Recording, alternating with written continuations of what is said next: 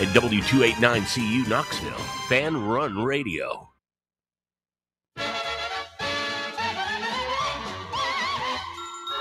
Time to get up, get out of bed, fill your cup and get ahead with WKGN. 1340.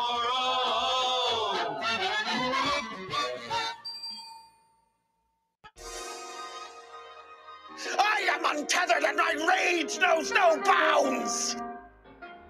Ladies and gentlemen. All I know is you never had the makings of a varsity athlete. What is it with you and this obsession with this varsity crap? People come to us because we don't sell them an intern. They can't refuse because of the implication. You wonder ever you're a bad man? World needs bad men. We keep the other bad men from the door. Some things are a matter of duty. The world's greatest radio show in Tennessee. That doesn't sound right, but I don't know enough to dispute it. I was about to take advice from a clown who dives headfirst into the shallow end of the pool. It's Talk Sports with John Reed and Cody McClure.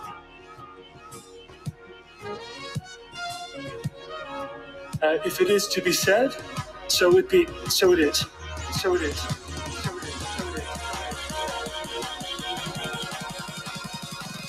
It's a Tennessee thing. Well, I'm holding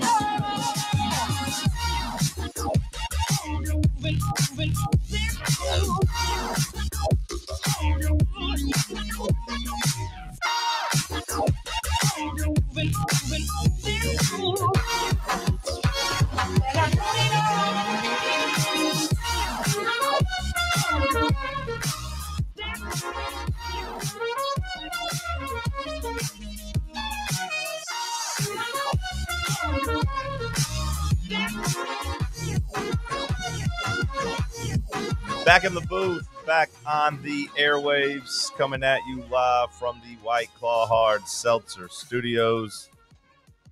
John Reed, Cody McClure, Bubba. It is Talk Sports. It is Thursday, August 28th. Week 1 of college football is officially upon us. The fan run fantasy frenzy is tonight. Football is here. Cody McClure, top of the morning to you, my friends. Football is here. Boy, is it. It's good to be here. Good to be anywhere. Fine Thursday morning. It's on us now, baby. It's on us. We're here. You okay this morning? Oh, yeah. How you doing? You came in hacking up your lungs. I got a bit of a cough. Yeah, it seems like you're pretty congested. Everything okay? Oh, yeah. Yeah, we're doing good over here, partner. Okay. How you feeling? How am I feeling? I feel good. I went to bed pretty early. Got 7.5 hours of sleep. Oh. Woke up a couple times throughout the night. 4 o'clock. I was like, yes, still got time to sleep. 5 o'clock. I was like, yes, still got time to sleep. 6:15 rolled around, got up, got ready, got here a little early, ready to go, man, ready to go. It took, about 18 months, and then I finally figured out this morning thing, the 7 a.m. start, and then we up and switched it. We'll no longer be starting at 7 a.m. Well, yeah, no, starting Monday, we are an 8 to 11 show now. Things have changed for the better. It is big times around here as we welcome Tony Basilio to the lineup. Not to our show, but to the Fan Run lineup. And we'll welcome Sam Beard to our show. And Bubba seems to be donning an under review jersey today. Not sure what that's about. Is that a message? Is that a teaser? Is that an indicator? We'll see when we get to Bubba, I guess. Did you do anything fun last night? No, I just told you I went to bed. Well, yeah, everybody goes to bed. Went to bed early. I ain't do nothing. Did hit my best bet. If you were following along on Twitter. Shout out to my boy Josh. He said, John, what's your best bet for tonight? WNBA. I said, this is what I think. Boom, it hit. Now, it didn't look good for a long time. It looked great for a long time, and then all of a sudden the second half came around. We needed 4 more points from a certain gal, and we only got 2 more points up until the last 30 seconds of the game, so that we did have to sweat it a little bit, and it was getting pretty frustrating, but we're laughing all the way to the bank this morning. So that was good. Bed was good. Food was good last night. Ate a lot of green beans. Love green beans. I got me a hoodie on this morning. Perfect weather. Hoodie and shorts. Oh, fall's here. I know the excitement in Cody's face as he gets to sleep a little bit longer starting next week. And I just want to say that starting next week, I never want to hear you complain about it being early again. Well, I mean, that's still going to be early. I don't want to hear you complain about it, though. In the morning. I don't want to hear about it. Well, you're going to hear about it because that's the way it goes, man. There's only so much we can talk about. You've often said you just need an extra hour, just a little bit more, and you got your way. Your cries were heard. Only so much we can talk about. You got your way, so I don't want to hear about, it's early. Well, I don't want to hear about your WNBA takes, but here we are, brother. You asked how my day went. I said I had a good night. I had a good night. I got a new bracelet. Spreading positivity to people. I got a new bracelet, and I'm going to start going by the message on my bracelet. That's so edgy, bro. You want to know what it says, Bubba? Jesus loves you.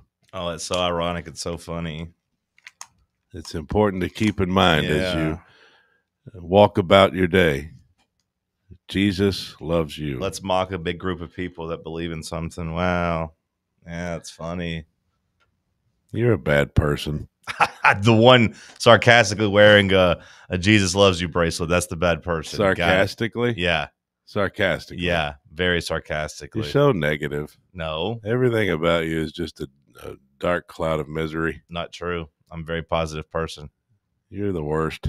The boss has told me frequently over the last couple of weeks that I'm very positive, that I always look at the bright side of things. Saying that ironically. No, because he's usually negative, and I always give him the bright side of things. And he's like, that's good. I'm glad you're here to balance me out on the positivity. Only you could make a Jesus loves you bracelet negative. Nope. Everyone that knows you and is listening to the show knows how you feel.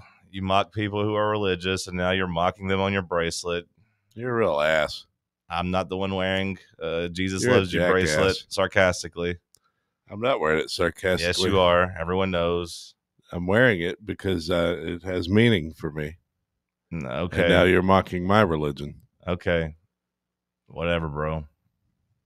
When you get struck down, hopefully I'm not next to you for your blasphemy.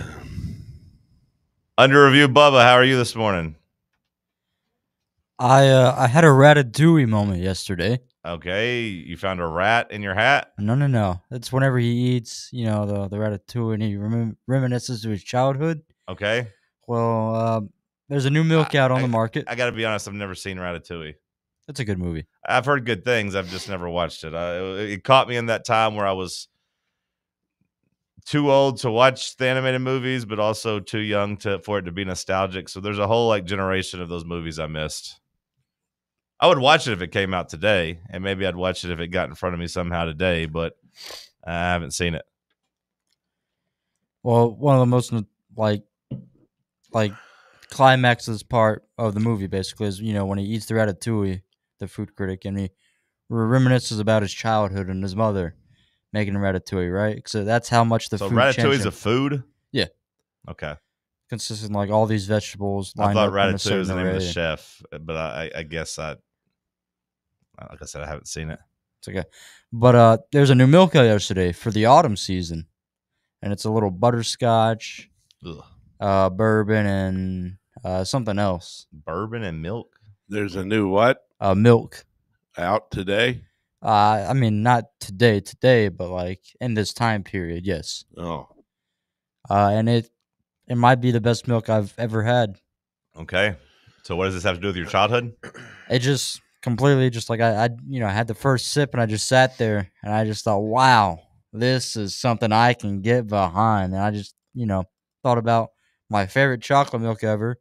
Well, not chocolate milk, excuse me, hot chocolate is the salted caramel hot chocolate. And it immediately took me to that. And I said, wow, it's like that, but in a cold form. And honestly, think about it now, it brings a little tear to my eye. It just completely changed me. So now I think I'm addicted to it, which means I'm going to have to stay away from it. I got to be honest, Bubba, whenever you came in and started talking about being nostalgic and feeling like your childhood, I thought that's why you were going to say you were wearing the under review basketball jersey. But then that went a completely different way. The under review jersey is to reminisce and honor, the big news. Are you trying to send a message to us? Is it a positive message? Is it a negative message? It depends on who you are and how you want to interpret it. Well, I mean, I don't getting the band back together with Sam. Yeah, like is it like I will absolutely welcome Sam 100% open arms. Love that guy. Okay. I miss Sam. Is it maybe it's an in memoriam kind of thing? In a way, that's what I initially designed it for. But now that you've got me questioning it, maybe I do want to send a message to you too. Well, I mean, I'm taking it as you are letting us know where your allegiances lie and where they've always laid. I mean, there's a reason why I have this jersey and not a TalkSports jersey because I got sent to.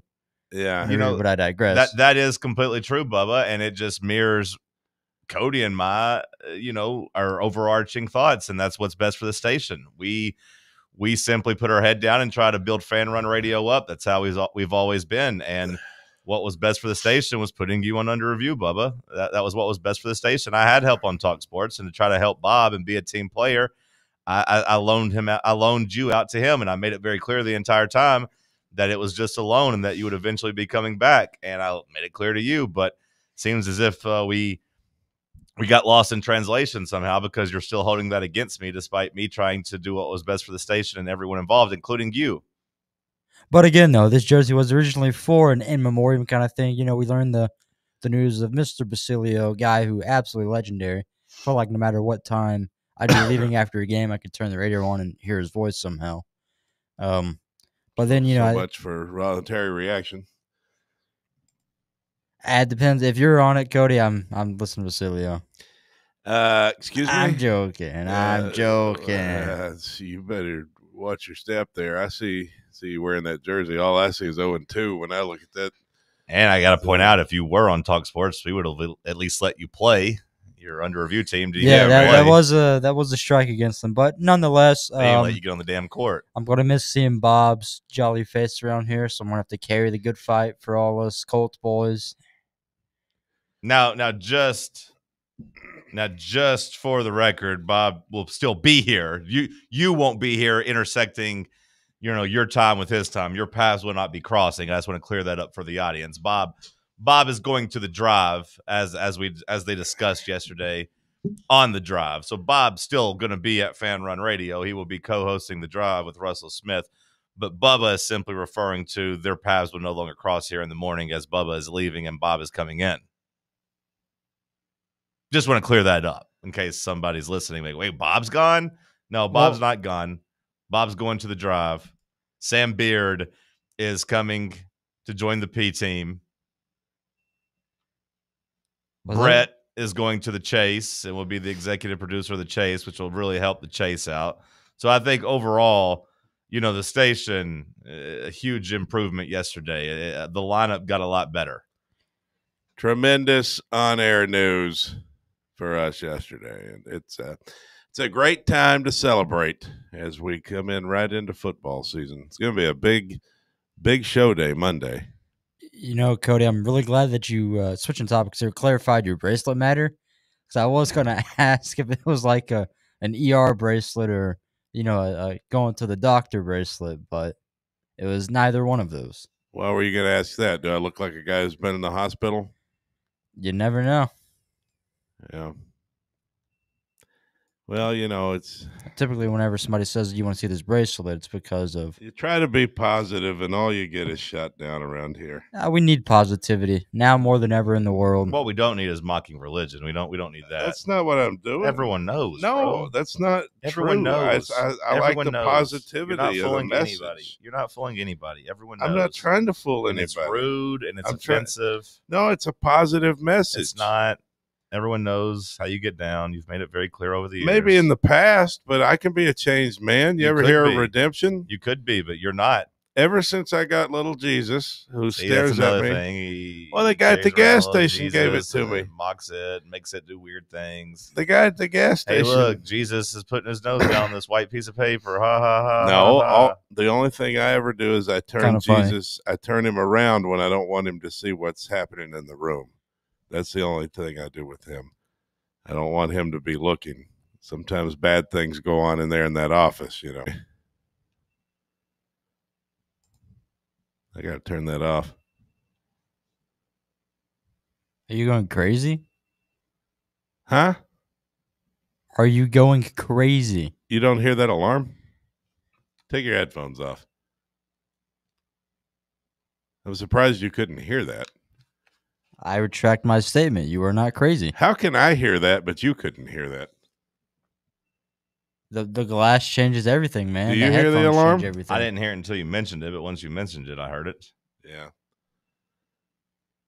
Well, go turn it off. We'll come back. Time for a break. We'll get set up. Football is here. Stick with us. It's Talk Sports on Fan Run Radio.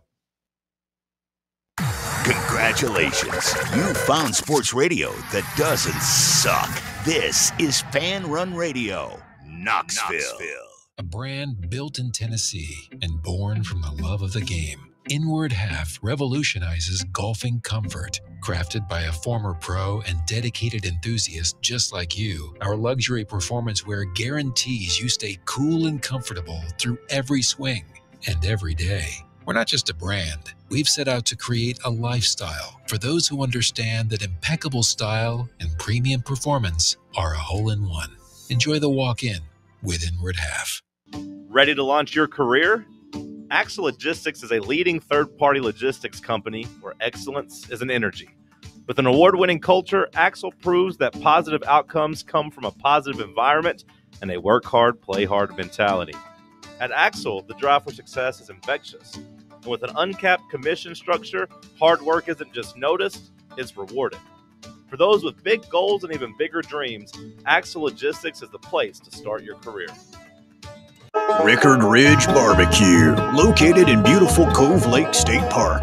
Rickard Ridge is home of the best ribs in the Volunteer State. Smoked daily by pitmaster Mark Rickard. The barbecue at Rickard Ridge is mouth-watering, fall-off-the-bone delicious. Take the scenic drive up I-75 to exit 134. For directions and to look at the rest of the menu, visit Rickard Ridge online at rickardridgebbq.com.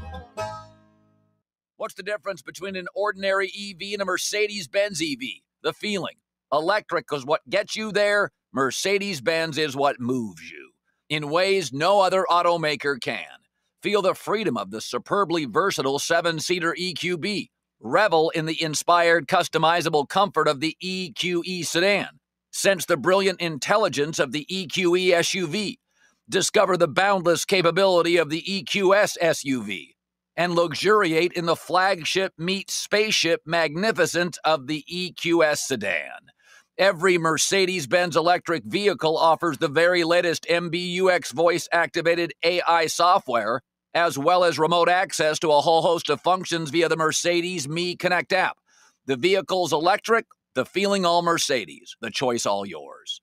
Test drive a Mercedes-Benz electric today at your local dealer or learn more at mbusa.com/EQ. Are you looking for a treat that will knock it out of the park at the next watch party? Just like your favorite baseball team, Crumble brings the best lineup week to week with an expanded roster that includes key lime pie, strawberry cake, or my personal favorite, Monster featuring M&M candies. Let Crumble treat you to the best cookies in the game. Download the Crumble app and start earning rewards. You can even vote monthly on what flavors you would like to see at any store of your choice. Warmer weather is here, so get to the ballpark, but don't.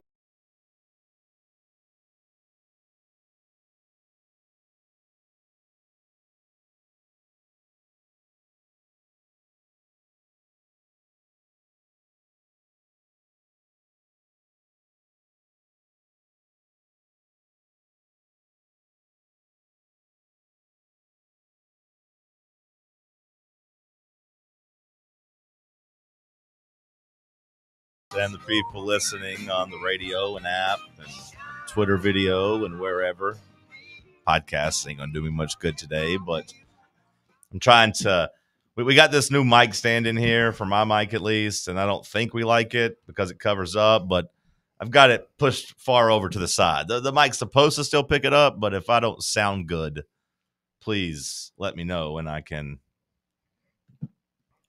push it over to my face a little bit and fix it. But I'm trying to straddle the line between good audio and good video. So that's a high quality mic there. That's a good one. It is, but I got it over to the side of my face and not really directly in front of me. So let me know if I sound bad, and I will.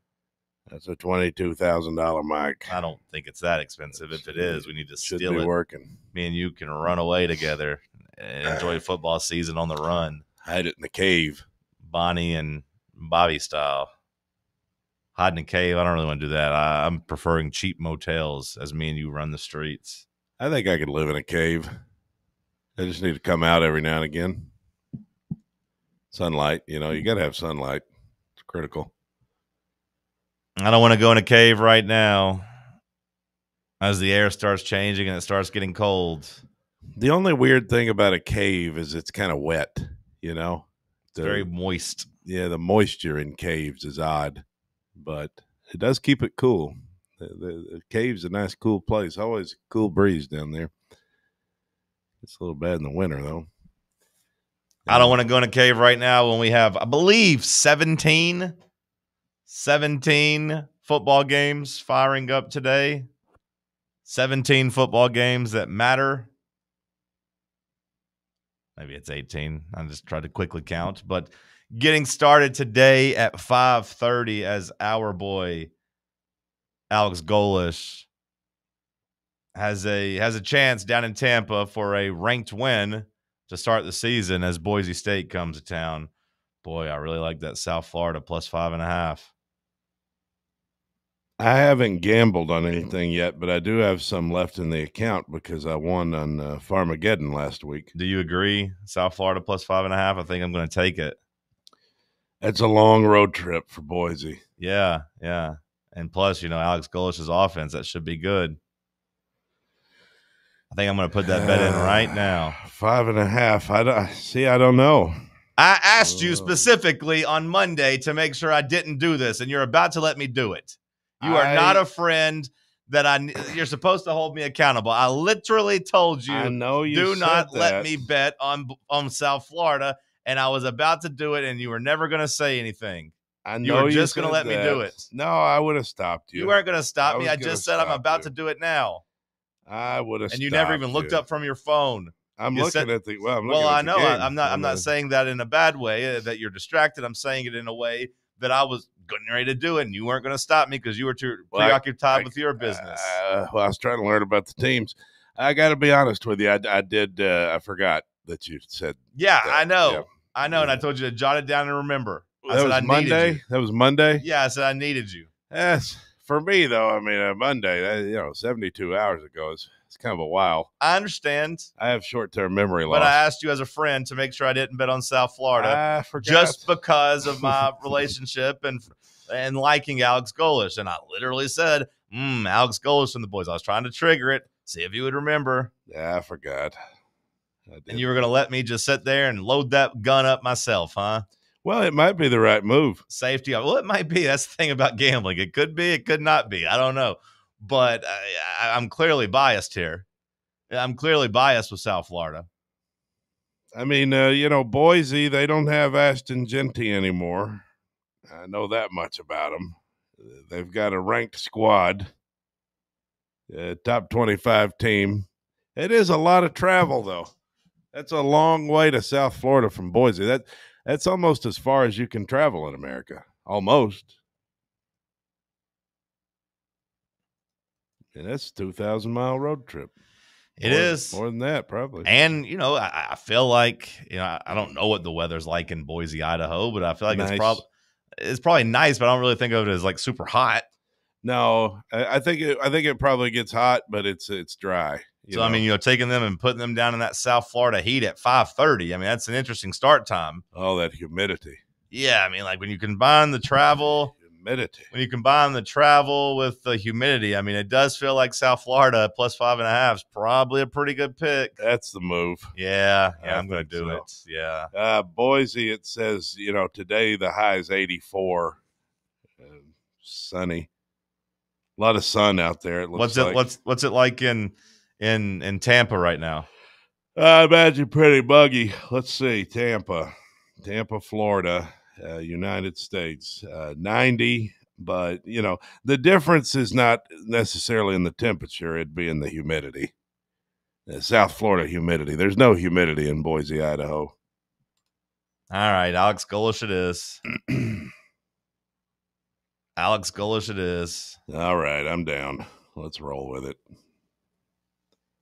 It'll be fun. I think it could be the right move. It's going to be a long day. It's going to be a long day. We're up here getting ready. Football starts at 5:30. Our fantasy draft competitions start at 6 o'clock. I don't reckon we'll have a live video stream or anything for that. I imagine we just try to cut it up and put it together after the fact. It is going to be a long day, that's for sure. Football, fantasy football. I mean, Lord knows how long this draft is going to last. We got the kid in yesterday, though, so that was good. Yeah, I did a draft last night, too, and it lasted into the night. So it's draft season, baby. That's the way it goes. I imagine this one's going to be the same way. Well, correct me if I'm wrong, but you probably did yours online. Yeah, but I was at a friend's house. Right, but was everybody at your friend's house? Or no, just a few of us. Well, I imagine you drafted on ESPN, right? Yes. So I mean, they had a clock ticking down to kind of keep it going. Now, whether or not you stayed and hung out afterwards, if that's what you mean by going into the night, yeah. I could tell by all the mucus you're coughing up this morning that it was a long one of those days. There's no mucus in here. I can tell that you had your rough day. No, buddy, I'm fine. But the thing, that's the problem with an in-person draft in here is that we don't necessarily have the clock that keeps people strict. Now maybe this year I have to. Maybe this year I'm like, hey, you got 60 seconds each pick, and there's no way we got to stay on it. But yeah, people get to talking. I forget to reset the clock, and who knows, we might be here till 10, 11 o'clock. No way to enforce it, really, when you think about it. Yeah. I mean, because what kind of guy would you be then when you take someone's pick away? He takes an extra 5 seconds. It's okay. You just got to kind of be. It's got to be a gentleman's thing, hey, let's try to wrap it up quick. Yeah, in my damn draft house over the weekend, our draft took 4 hours. Yeah, but you were there. You're all holed up having sleepovers, so it was fine. Yeah, we were having a good time, but I mean, there was no pick clock. Yeah, see, that'd be annoying though for me. If you had some guy that was just not even.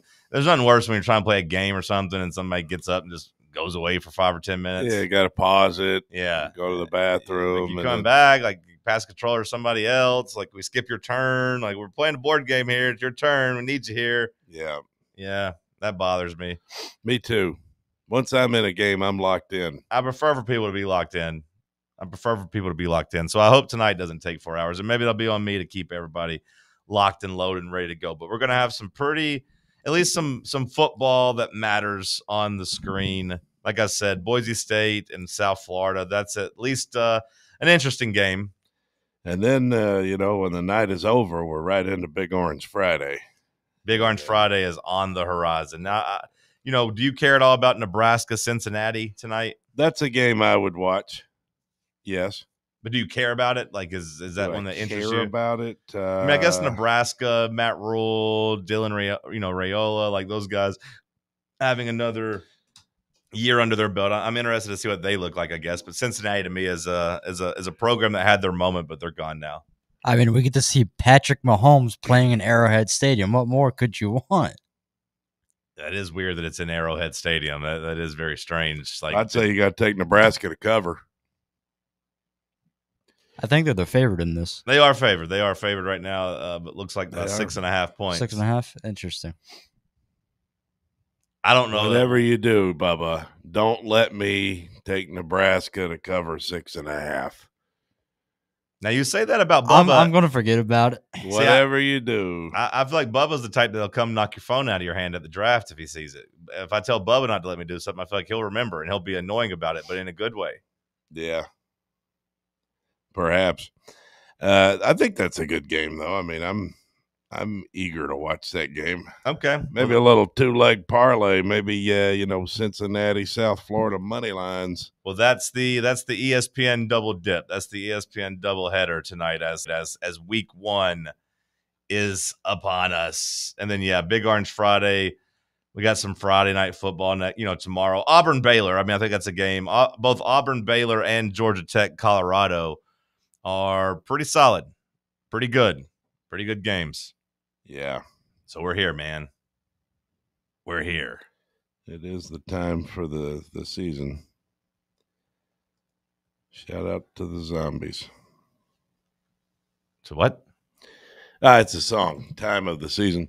But yeah, that's also you got East Carolina and NC State tonight, which is it's a game. You got Missouri and Central Arkansas. I mean, they're not good games. We got Catholic and Anderson County is what Tim told me. That's when we got to have it on the TV as well. We got to pay attention. What, tonight? Yeah, we got to pay attention to that. Bubba and Tim got to be our high school experts. They got to be locked in. They got to be ready to go. That's on television? Yeah. The Thursday night game is always on television, they say. Channel 8? I don't think. I mean, I don't know what channel it is. I don't know. I don't know what channel it is. No. We're up to 166 people for the Fan Run 2025 confidence pool. So go sign up. Use the password Fan Run, all caps. I'm looking to see. It does not appear that any of the Thursday night games are on there. So it does appear you have until Saturday to lock in. I feel like we should have had a couple games tonight, but I don't pick what ESPN decides. So you got a couple days, but $500 to the winner. Sign up. Let's play.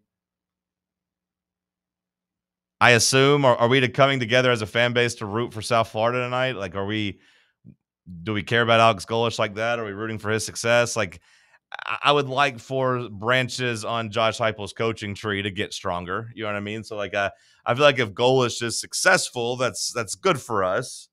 Or maybe you just look and say, hey, if he fails at South Florida this year, he comes back home as a coordinator or something, or he comes back to the coaching staff.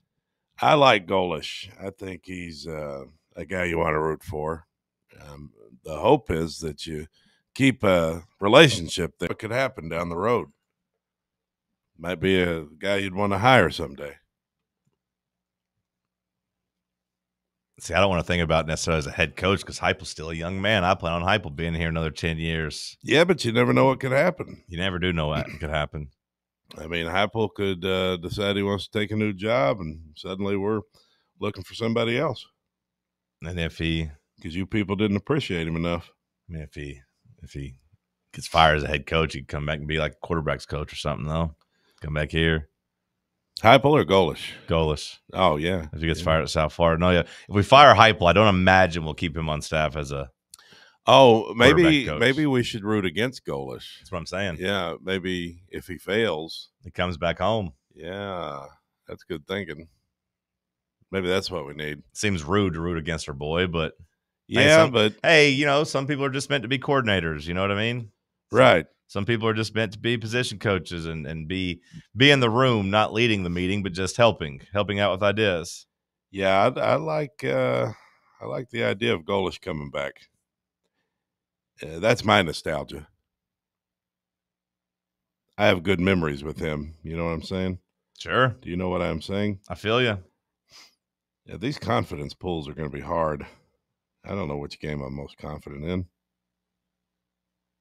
I think I'm confident in Texas going up to Columbus and whipping Ohio State's ass. That's what you're most confident in? Hard to say it's hard to say that's number one confidence, but I do think that's going to happen.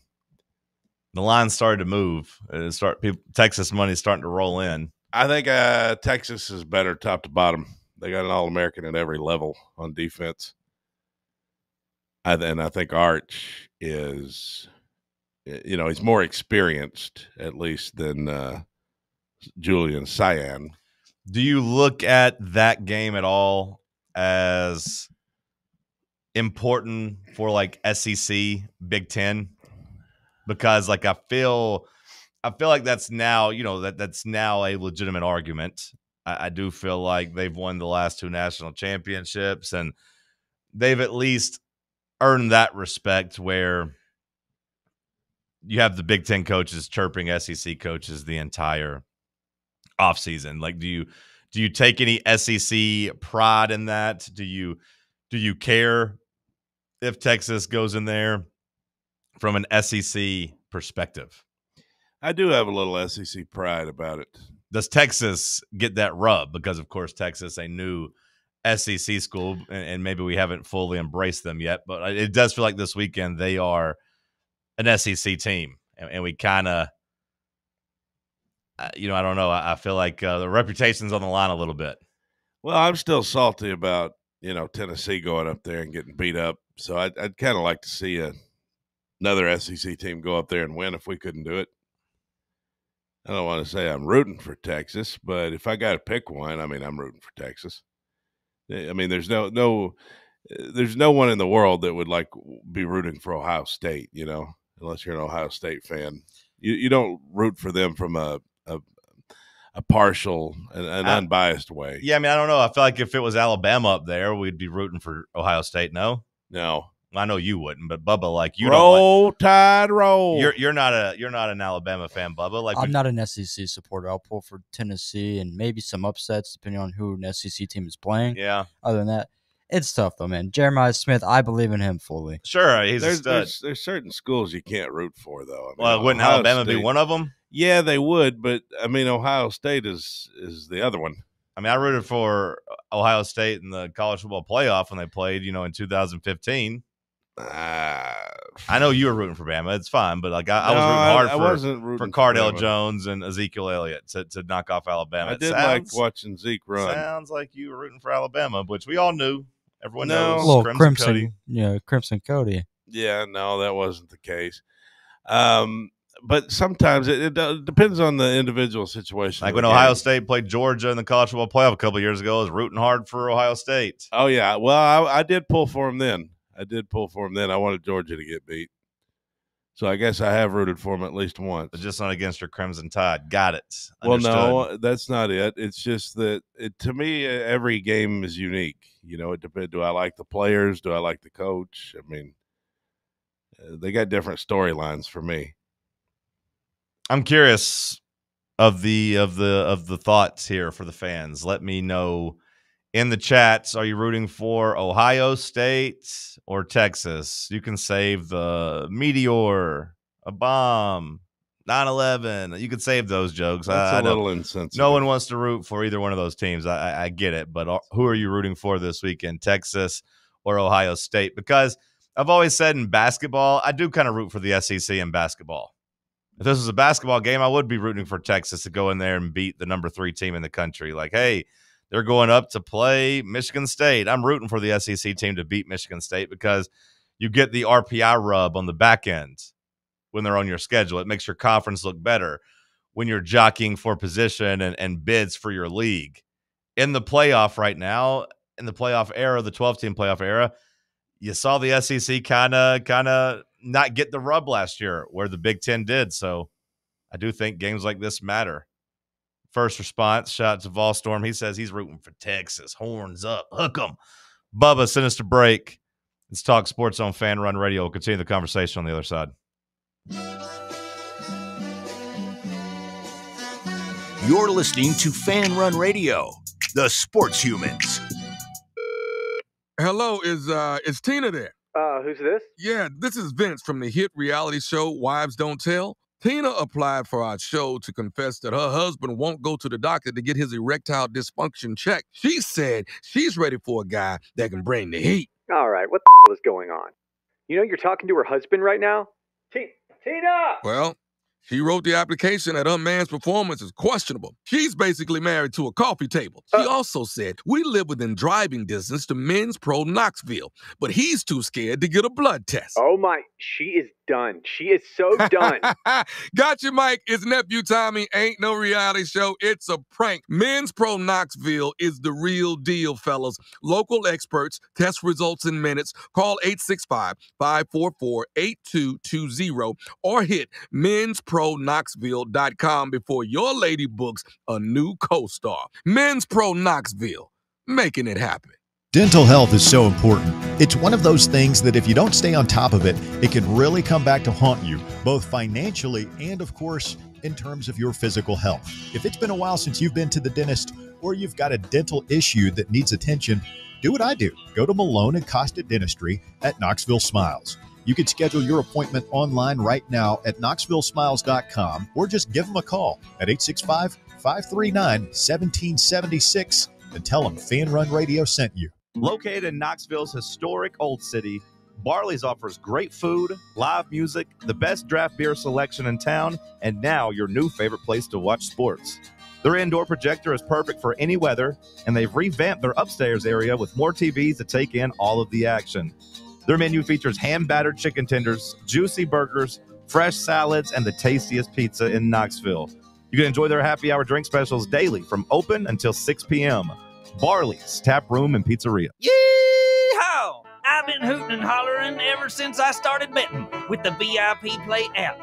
VIP Play has more than 200 leagues, every bet type you can imagine, live betting and live hosts, all with 24/7 support from real live people when you need them. Start betting better with the VIP Play app today. Don't be a better, be a better with VIP Play today. Download VIP Play today or head to VIPPlayApp.com. Make sure you use the promo code FANRUN to take advantage of their welcome bonus and so they know that we sent you. Gambling problem? Call 1-800-8899-789. Must be 21 or older and located in Tennessee to bet. White Claw is taking hard seltzer to new heights with White Claw Surge. At 8% alcohol, White Claw Surge is a stronger wave of refreshment that doesn't compromise on taste. Available in 4 bold waves of flavor like ripe blackberry, citrusy blood orange, zesty natural lime, and tart cranberry.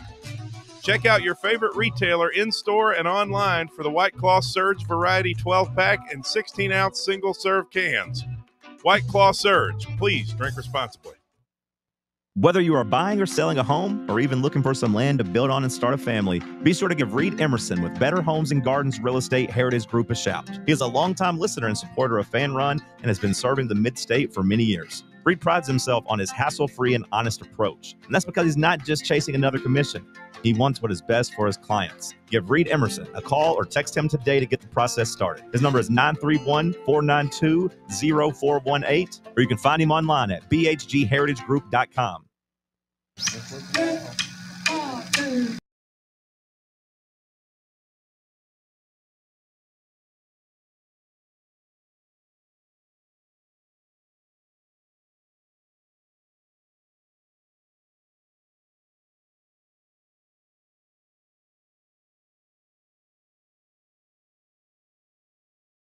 Rifle, I had shot it. Oh, football in the air.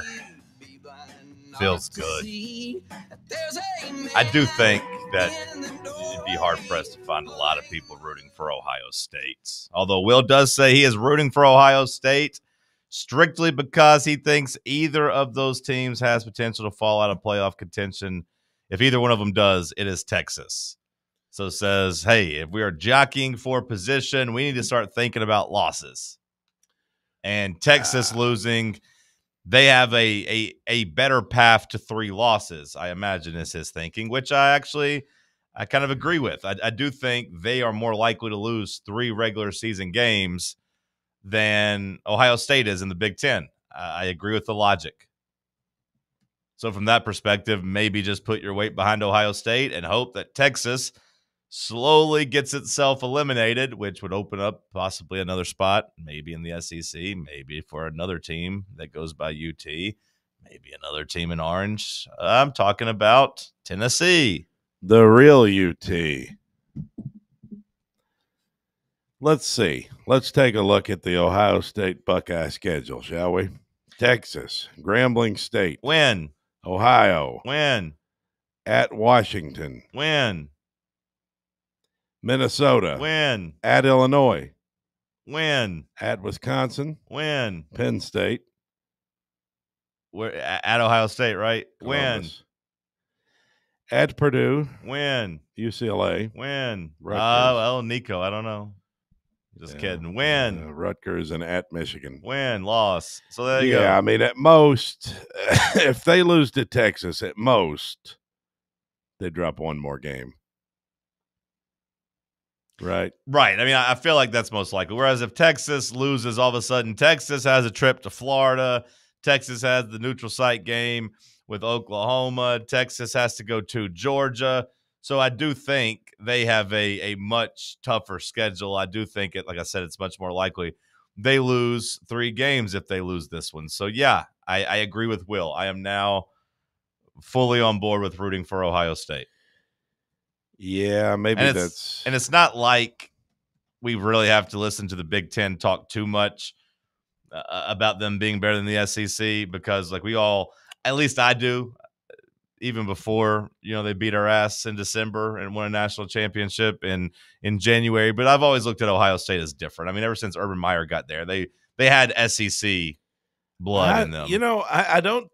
I don't know necessarily though that Ohio State can't lose 3 games. Like if they drop Texas,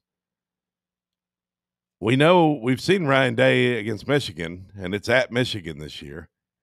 If Penn State could just get over the hump. Yeah. Okay. So you Penn State's got the best team they've ever had under James Franklin. Yeah, sure. But they got to go into Columbus. Yeah. I'm go ahead and put me on record for not thinking that James Franklin is going to go into Columbus and beat Ohio State. I don't think it'll happen, but this might be his best team.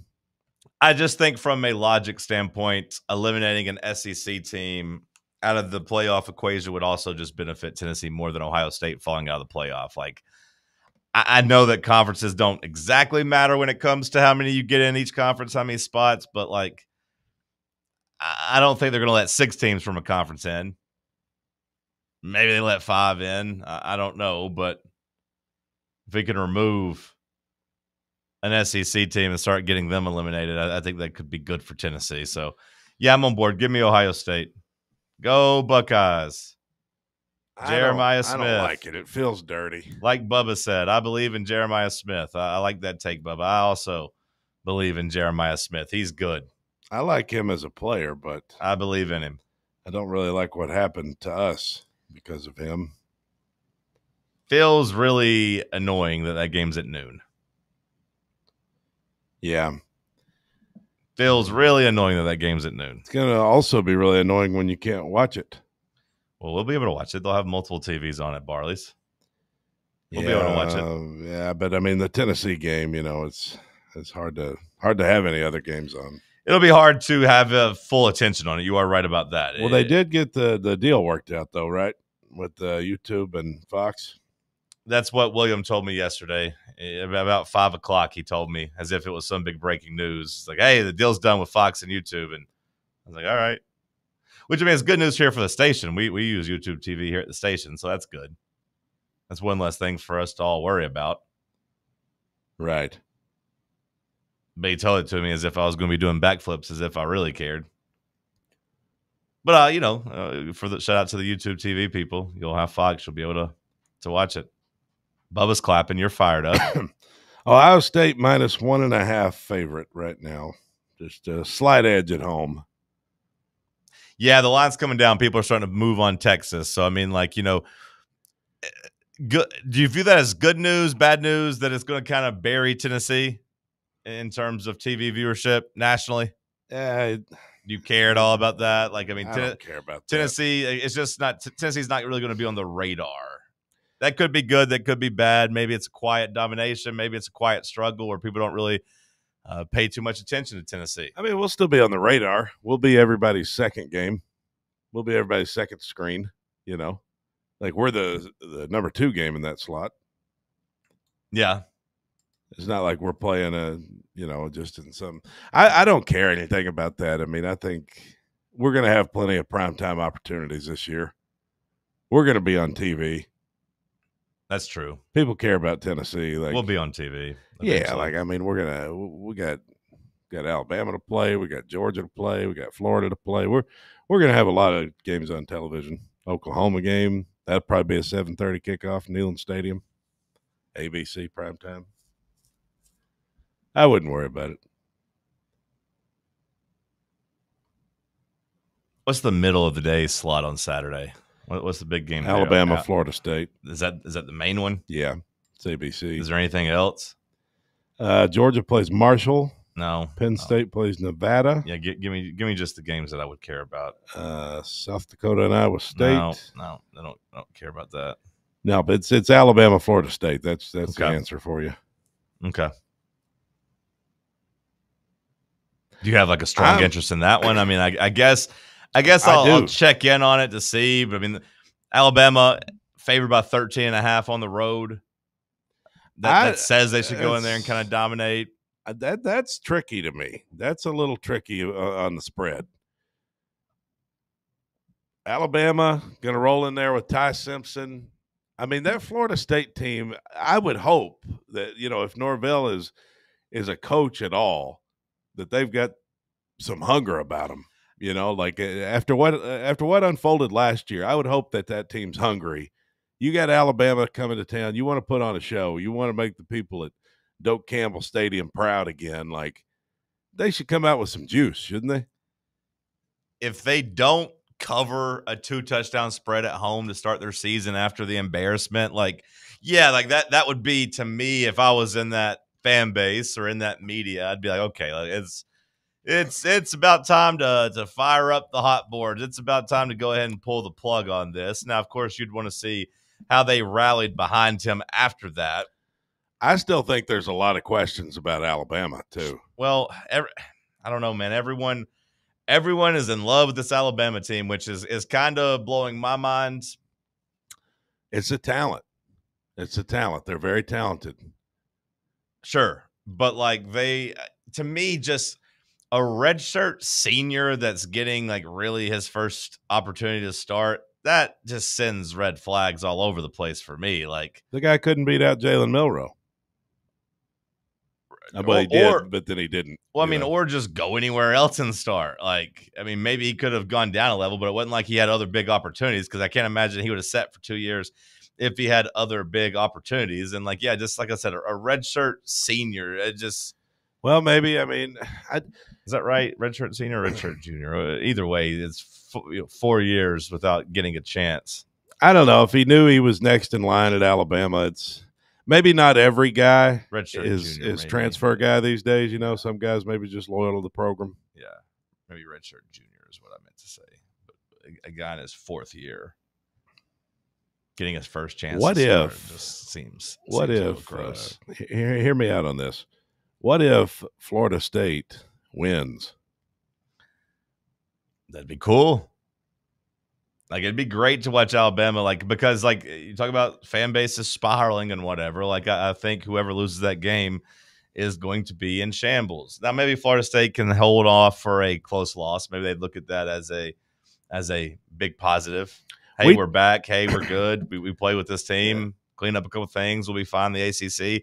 Maybe they'll be all right. But if they get dominated, or if Alabama just loses, both those fan bases are going to have huge questions. Well, we talked about this game several months ago when we saw that it was happening.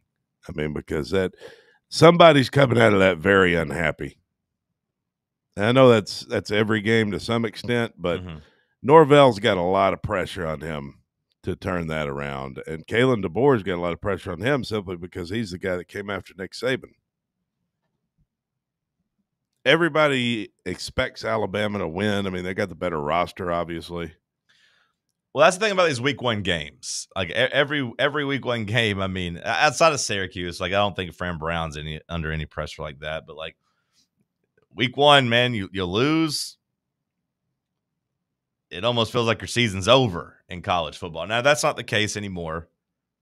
12-team playoff, of course. You got some wiggle room.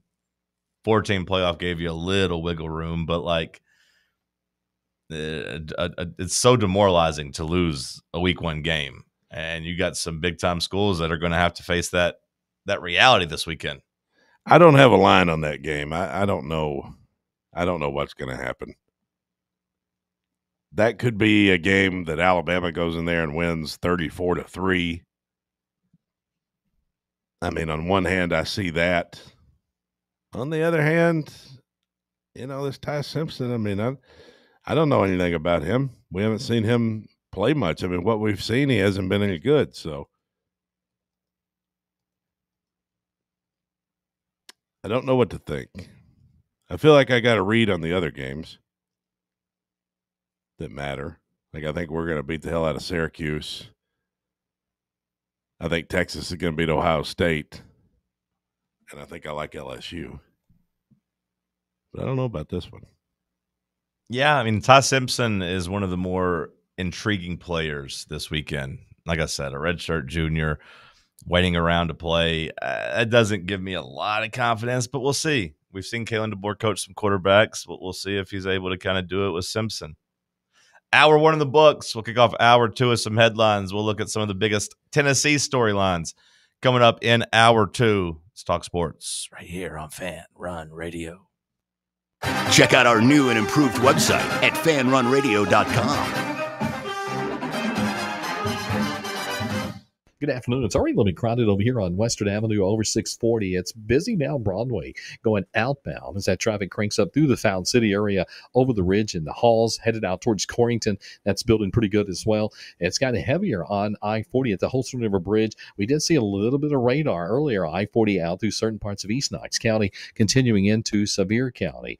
Hey, turn your gold and silver coins into cash right now at Fountain City Jewelers, located in the heart of Fountain City, right next to Litton's. I'm Commander Chuck with your on-time traffic. Ready, set, hut. Wait a minute. Isn't this a Smokies commercial? It is, but tonight is Tennessee Titans night at the ballpark. Enter to win a free autographed jersey and Titans tickets. See you tonight. Smokies! Hey, Knoxville. Surfside iced tea and vodka made with real brewed tea is only 100 calories, 2 grams of sugar with no bubbles and no troubles. That's right. Zero carbonation, so it's easy to sip and enjoy. Headed to a game day or party at a friend's house? Bring an iced tea or lemonade variety pack from Surfside or try their green tea and new raspberry tea vodka. Find the can with the sunset stripes this season. Surfside iced tea and vodka. Sold at bars, restaurants, and stores near you. Surfside iced tea and vodka. Sunshine in a can. Must be 21 or older. Enjoy responsibly. Okay, so we really need uniforms and equipment for this season. Can I trust you with that? Cool, I'll just order them online. What? Yeah, I'm going to hop online and I'm going to get them ordered. Hold up. That's not a good idea. We shouldn't just spend money on some random online retailer, okay? I mean, it seems pretty convenient. Trust me, it's a terrible idea. Let me simplify this for you. SM Athletics. Okay, how do you pronounce it? SM Athletics? They're the go-to for uniforms and equipment, whether it's for universities, high schools, youth leagues, you name it. So why wouldn't you rather go with professionals who can guide us through the process, design the perfect uniforms, and deliver the best equipment? Yeah, I guess that makes sense. What's the name again? SM Athletics. Right. It's definitely smarter to go with a company that emphasizes customer service, fair pricing, and, of course, excellent products. Exactly. So, yeah, I guess it's settled then. For uniforms and equipment for all sports, it's SM Athletics. Have you ever found yourself wishing your clothes looked brand new again? Whether it's your favorite suit, that little black dress, or your comfy winter coat, Crown Cleaners can make it happen. From stubborn stains to delicate fabrics, the expert team at Crown Cleaners uses the latest cleaning technology to ensure your clothes come back looking and feeling fresh. Visit one of their 2 area locations, Kingston Pike on Bearden Hill or South North Shore Drive near Dunkin' Donuts. Online at crowncleaners.com. Crown Cleaners, a tradition of excellence. Hey, folks, if you're in need of a lawyer, you need to call my friend Jerry Givens. I've known Jerry since high school and can personally vouch for him. He's East Tennessee through and through, and if you're going through a divorce, bankruptcy, or a DUI case, you'll need someone you can trust on your side to help you navigate the local legal system. You can trust Jerry Givens. Call the law offices of Jerry Givens today at 865-801-9250 to schedule your free consultation. That's 801-9250. You're listening to FM 105.7 and AM 1340, WKGN Knoxville, and W289CU Knoxville, Fan Run Radio. What are you going over under 2.5 years? On Queen Elizabeth? Under. Yeah. Under. Let's hammer that under. Under 2.5? Yeah. You're listening to Talk Sports. She does not reach her 96th birthday. Is that what we're going with? I'm saying the Queen gets Queen Elizabeth II will not reach her 96th birthday.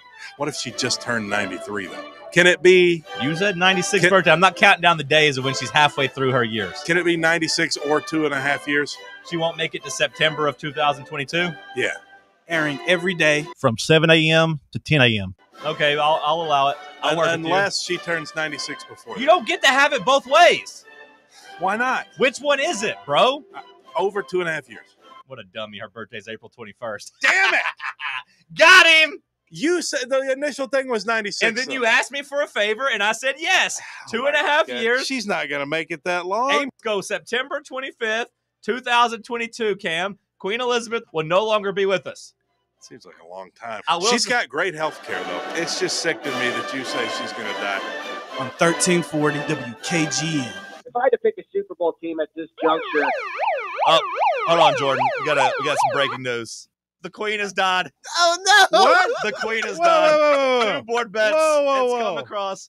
According to CNN, Queen Elizabeth II has died peacefully at Buckingham Palace. What?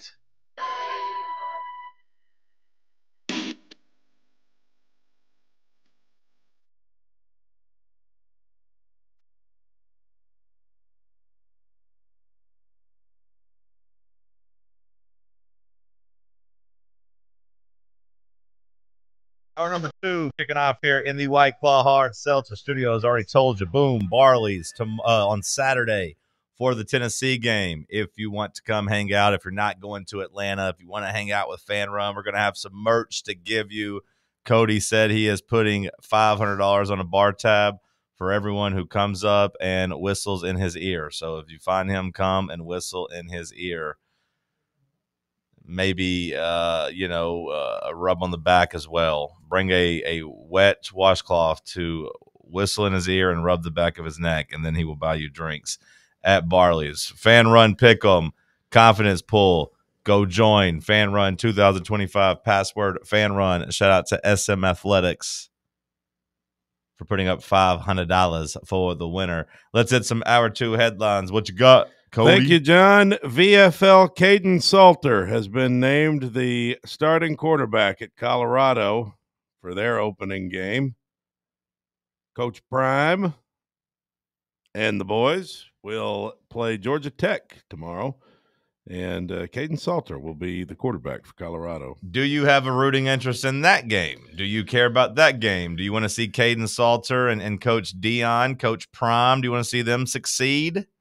Do you care? Maybe you don't care at all about Caden Salter. I don't care anything about Caden Salter, but I was rooting for him hard when he was here at Tennessee. I thought he had a lot of potential. I thought maybe we'd see something good with him at Tennessee, but of course that never came to fruition. Coach Prime, of course, always interesting. He's made for TV kind of coach, so people will be tuned into that. Georgia Tech right now 4.5-point favorites on the road. Like that's a little surprising. Like to me to be such a big road favorite over such a public team, but maybe I'm interested to see what the Colorado viewership numbers look like. Was it the newness of Dion at Colorado 2 years ago?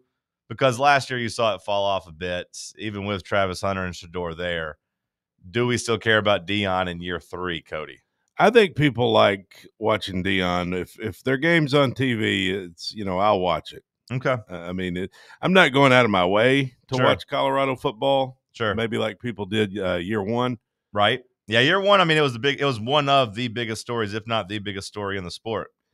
If you're saying that the ratings dropped from year 1 to year 2 for Colorado, I would guess they're going to drop from year 2 to year 3 also. Just because you don't have a player like Shador Sanders and Travis Hunter out there. Like, if anything, it'll drop slightly again, would be my guess. But I don't expect it to be some, huge drop-off. I kind of expect it just a crater, to be honest. Do you? Yeah, kind of. Well, if you say so. I kind of expected just a crater. We'll see.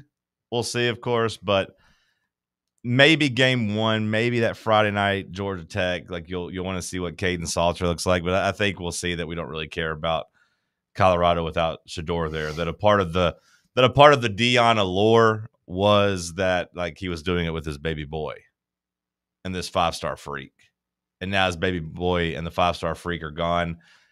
So unless Caden Salter's just him, just that guy, we won't care otherwise.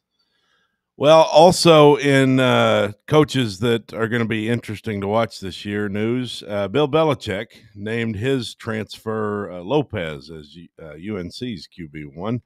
The transfer Gio Lopez will be trotting out there on Monday against TCU.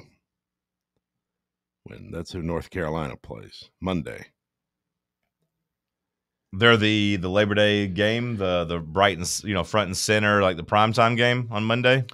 I don't know if they're the only big game Monday. I mean, that seems like they usually only play one game on Monday. Yeah, it's TCU, North Carolina, which I guess they're also playing next year, right? Is that right? Are they playing next year in Ireland? I don't know anything about that. I want to say they got announced as the next Dublin game. I know North Carolina's 100% in, and I thought it was TCU. Yeah, they're playing again, so that's kind of interesting. They're opening the season this year in Chapel Hill, and then they'll turn around and do it again next year in Dublin. I know I keep asking you if you're interested in this game and the storylines or whatever, but I am. like Bill Belichick game one, I will be watching that one. I will be watching that one to see what he's cooked up. It's going to be different seeing him out there roaming the sidelines for a college game. I got to be honest, it will feel kind of sad, and it will definitely feel sad if he struggles. Did you see where him and his girlfriend filed to trademark Gold Digger amid their relationship?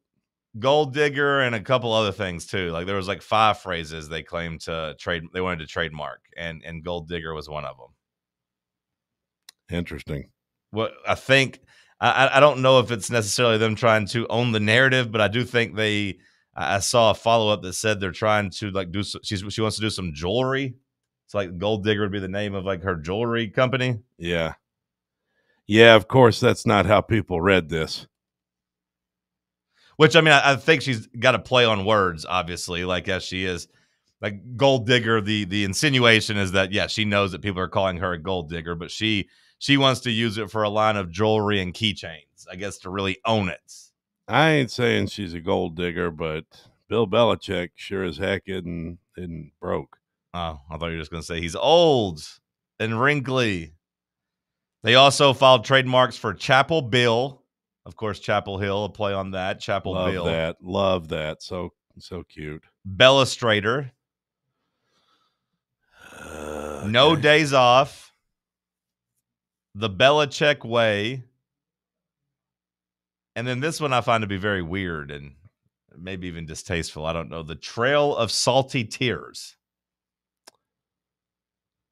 Interesting. The Trail of Salty Tears. I don't know what the insinuation is there.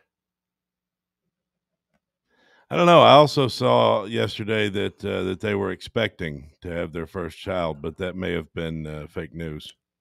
I haven't seen that from anyone that is reputable, so I'm going to say it's probably. I'm pretty sure it was fake news. Yeah, I'm going to say it's fake news. But I got a little laugh out of it. Well, the Army is going to begin allowing alcohol sales at home football games. Army will begin selling booze at the football games at Michie Stadium, beginning this Friday against Tarleton State. So, if you're an Army fan, you can now drink booze at the Army games. All right. Army was the last service academy to not sell alcohol at football games. Okay. Air Force and Navy both did. Okay. So if our Air Force and Navy are already doing it, it's just falling in line. I didn't know if they were doing something brave by being the first service academy to do it, but no. I see what you did there. Brave. No, I wasn't trying to do anything there. Oh, you weren't trying to mock the Army there? Oh, no. Wasn't trying to do that. I just didn't. I meant they, take a step out and do something for the first time, and face shame. Oh, I see. Yeah. Well, yeah, because if the other service academies were upholding their the standard of no booze, It'd be kind of brave to be the first team to come out and be like, I'll do it. You did it again. Well, I did. Well, I'm not mocking them. I'm saying what I said the first time, which was it's brave to do something first. Fans will be able to purchase beer and ready-to-drink cocktails. Do you only use the term brave when referring to the military? I use it a lot. I mean, when I think of the military, I think of right. I'm not asking brave. if you, but do you use it for other things too? Like I use it for not often. I use it for something anytime people go out and face criticism, face backlash. I don't know. I don't use it often. I mean, okay. Courageous. I mean, I use brave, courageous. I don't know. Yeah. Well, like I said, yeah, right. Well, it's like my bracelet. You know, you said I was going to say it's very religion. Clear. It's very clear that you were hurt by like that. You're kind of mocking the Army, like a hit dog's hollering over there. Well, no, just pointing out. You know, you did your thing. What about? What about? What about that? Pointing out your what about this? Tried to point what out about this? What aboutism? What about? What about? What about? Yeah. That's what your kind does. What about? What about? What about? Yeah, I was wrong, but what about you? Nobody hollers more than you. What about you? You're wrong too. Oh wait, no, you weren't doing that. You're the hit okay. Dog. All what I hear about is you hollering? What about? What about? Yapping. What about? Yapping's what you do. Yep. The Harvard Yale. Speaking of football programs that used to be relevant back in the 40s, Harvard and Yale will bring their rivalry to Fenway Park in 2026. Do you know the name of the Harvard and Yale game? Do you know what they call it? The rivalry? I used to know it. Is it the big game? No.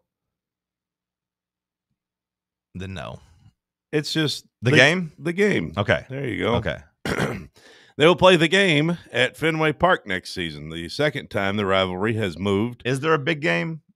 Yeah. There is Michigan State, Ohio State, or Michigan, Ohio State? Is that the big game? Is that Cal versus Stanford? What's the big game? Is it? Okay. I don't know. I might know on another day, but yeah, I know I'm putting you on the spot. But Cal brain. Stanford's the big game. Okay. Yeah, the band is on the field. Yeah, that's the big game. The band's on the field. Harvard and Yale, Fenway Park next season. Is Michigan, Ohio State just try to go by the game too? Am I making that up? I don't know. It sounded right when you said it, but I don't know if it is. ESPN has college football rivalries more to know. I Googled it and it said they do call Michigan and Ohio State just the game. Excellent. Okay. Any thoughts on this Southwest policy about the plus-size passengers needing to purchase an extra seat? I mean, the Fats are very upset by it. I mean, I don't know, man. What's the right answer? If you take up 2 seats, you have to pay for 2 seats. Yeah. Like, I mean, it's just a tough one for me. Just from a business standpoint, like if I have X amount of things that I'm going to be able to sell and you're taking up 2 of them, don't you just have to buy 2 of them? I don't know. What I mean, I don't know. Like it feels to me like that's a no-brainer. Well, you're not taking up 2 though. You're taking up 1 and a portion of 2. Well, that's basically 2 because I think it counts as 2 because I mean, like if it. So what the other person in the other seat is supposed to deal with it? Well, see, that's the other side of it. Yeah, I mean, I think, and that's why this is polarizing among the fat community. How do you feel as a member of the fat community? Well, I don't know how I feel about it because it is very uncomfortable. It's uncomfortable for all parties. Now, without being too rude, would you fit this criteria? Would you have to buy 2 seats? I would say yeah, I probably would fit the because I mean you're a big old boy, but there's way bigger. Like you're yeah, but I mean I struggle, and those seats aren't that big, you know. No, they're not, and they're not, and like you know I'm not a small boy by any means. I'm a pretty big hefty guy too. So like whenever I'm like on a plane, like I don't feel comfortable next to somebody, like unless it's somebody I'm with, like. Well, I'm not like spilling out all over them or whatever, but like I do try to be cognitive of my legs and arms. Well, I'm very cognizant of it. I'm very aware of it when I fly. I make myself as uncomfortable as I can. I sit there with my arms like this, like it's miserable, but I know how people feel, and nobody wants to make the person beside them uncomfortable, you know, but at a certain point when these love handles are hanging out of that seat, I just can't do anything about it, you know. I mean, I'm trying my best to stay tight and keep it close in the seat, but I got a lot of fat on me, and sometimes that fat does spill over the side of the seat. And I understand it's not ideal for anyone. It's, no one involved. I mean, maybe we should have our own planes. I don't know, but fat people are very upset by this, and they're trying to take a stand. The problem is they don't really stand much. They usually just sit. So the movement's not really going very far. So would you have to buy 2 of these seats? I think I would. Yeah. Okay. I've only flown Southwest. I do feel like once or twice. I've only flown Southwest a couple times too, and I was going to say I feel like their seats are a little smaller too. Like I do feel like that's the case, but I could be completely making that up. Well, they have always had something called a customer of size policy. Really?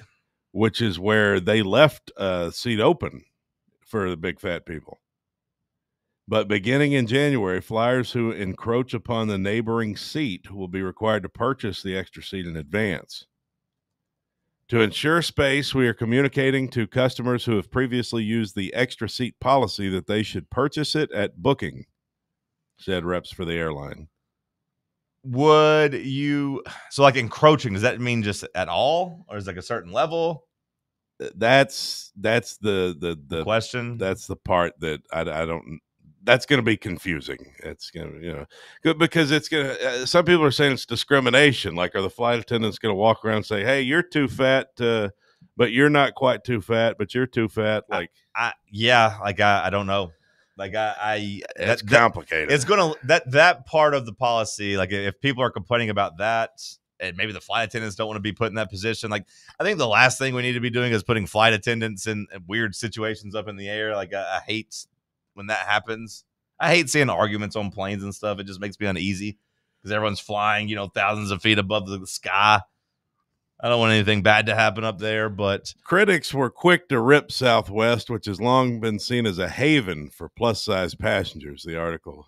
So is this is everyone going to criticize this? Is this going to turn political? Will this be like liberals versus conservatives, or I'm sure are the we can fat make it liberals political. going to be like trying to boycott Southwest, or it's my genetics? Are the Republicans? I have poor genetics. Going to look and say a business has the right to do whatever they want, or are there fat Republicans that'll say, "Hey, I have poor genetics, and you're a fascist"? I don't like this either. I'm interested to see because Cracker Barrel became a talking point. I'm interested to see if this becomes political. Tigris Osborne, who is the executive director of the National Association to Advance Fat Acceptance, said that the overhaul changes were, quote, devastating for plus-size flyers. The National Association to Advance Fat Acceptance.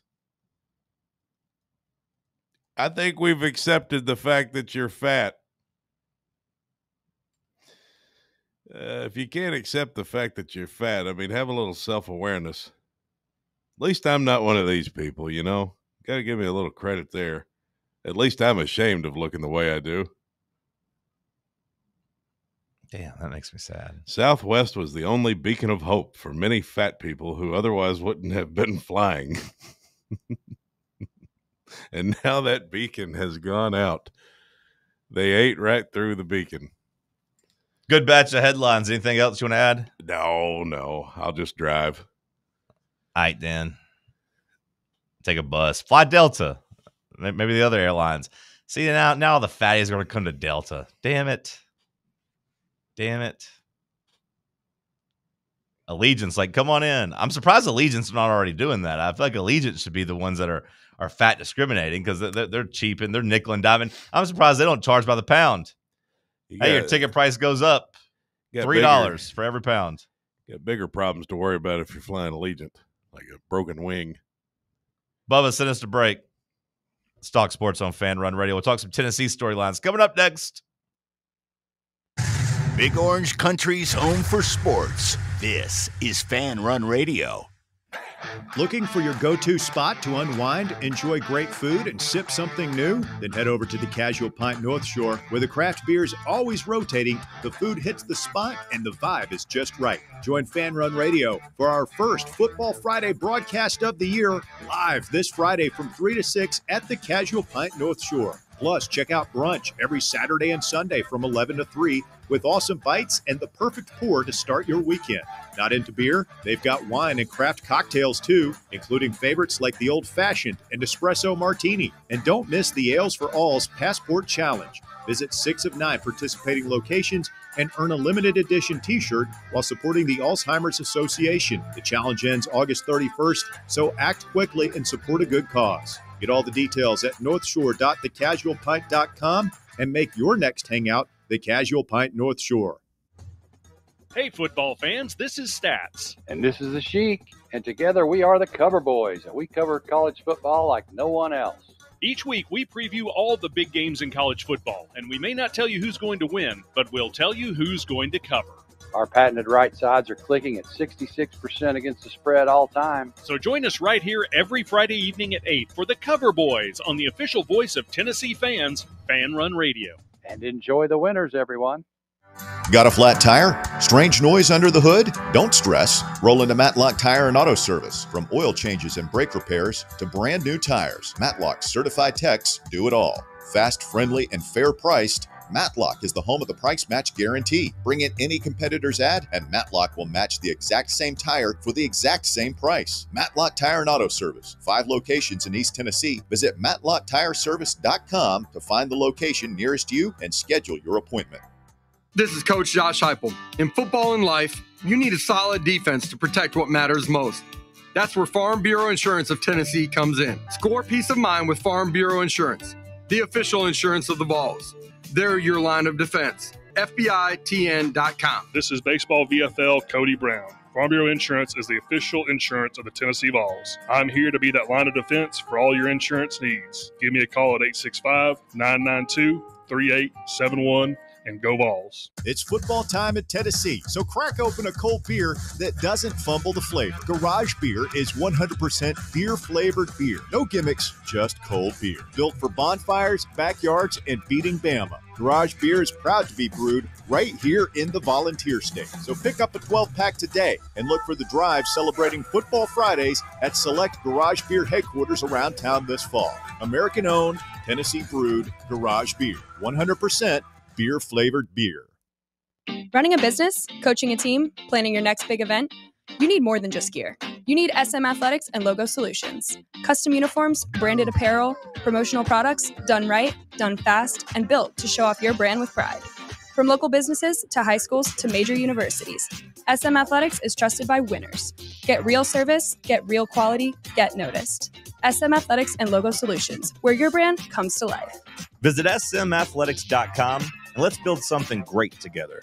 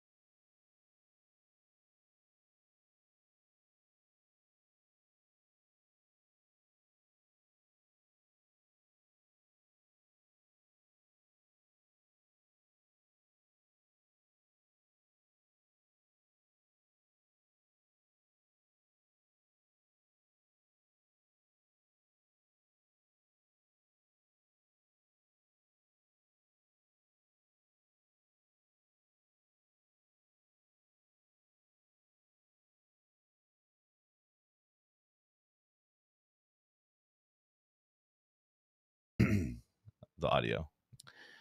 But if you asked me outside of the passing game, I think my answer would be the offensive line is what I'm most intrigued by to see. A lot of new faces there. Poor Jackson still getting strays in the chat. Still Jackson's still getting blamed for the audio. Bubba's doing the job of two men, so I'll give him a little bit of a pass. It is funny though that the moment we start talking about Tennessee football, which is why probably a lot of people are here, it got muted. But we did have a cool lower third graphic with Josh Heupel and I believe Gerard McCoy on there. Like, hey, here we go. Here you go. But then you can't hear it. We are talking our biggest storylines for Tennessee as we head into the season. Cody and I both agree quarterback has to be number one. He went with the pass catchers, which I think also is probably true. Did you give me one that you wanted, if it would just be one receiver you could pick? Did you say? No, I kind of answered that like a politician. Right. Can you give me just one? Mike Matthews. Mike Matthews? Yeah. I'll give you just one. Bubba, is there a wide receiver that you are most interested in when it comes to Saturday? Mike Matthews, I think, is a popular answer. Do you have a different one, or is it Mike for you as well? To be different, and only to be different, there's a guy that's kind of gotten a little bit of buzz, and that's Staley. So Staley might be my answer for this. Okay. I like that as an answer, too. I like Staley. I want to see what he's got. He seems to be balled up, or his dad is at least. I think for me, it's one of the freshmen, so I'll probably just say Travis Smith.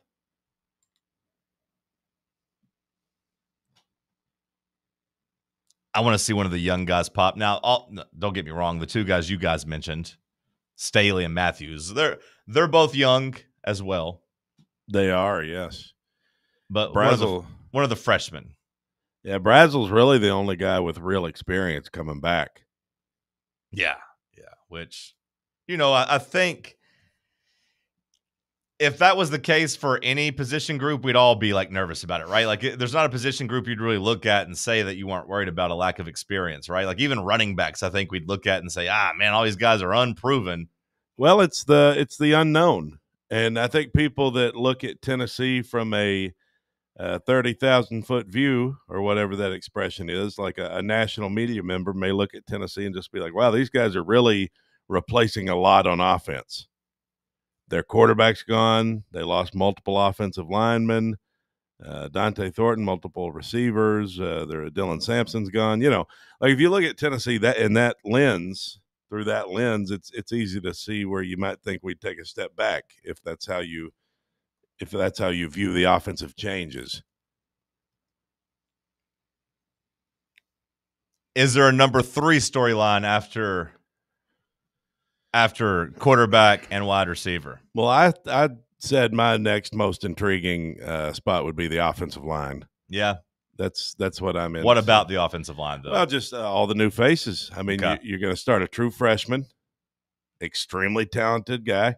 Want to get on record, want to reiterate that Cody and Bubba about 2 months ago were really worried about David Sanders and worried about this offensive line. Just want to remind everybody that they were looking and saying, how are we going to replace Dane Davis and John Campbell? Well, I don't, the way that you're phrasing that, I don't know if that's, I'm not sure exactly what you mean by that, but I do think that, David Sanders, I mean, it's not going to be easy for him to just step right in and be a stud. I hope that he is, but there might be a learning curve. There may be some what do you have to learn? And some. What do you have to learn on the offensive line? Like, what do you mean by learning curve? Is it not learning the offense, the blocking schemes, and all that? again, like with the right tackle, the schemes seem pretty cut and dry, right? I mean, like if you want to say he has to get acclimated to the speed of the game and like bigger, stronger guys, okay, but like what do you have to learn at right tackle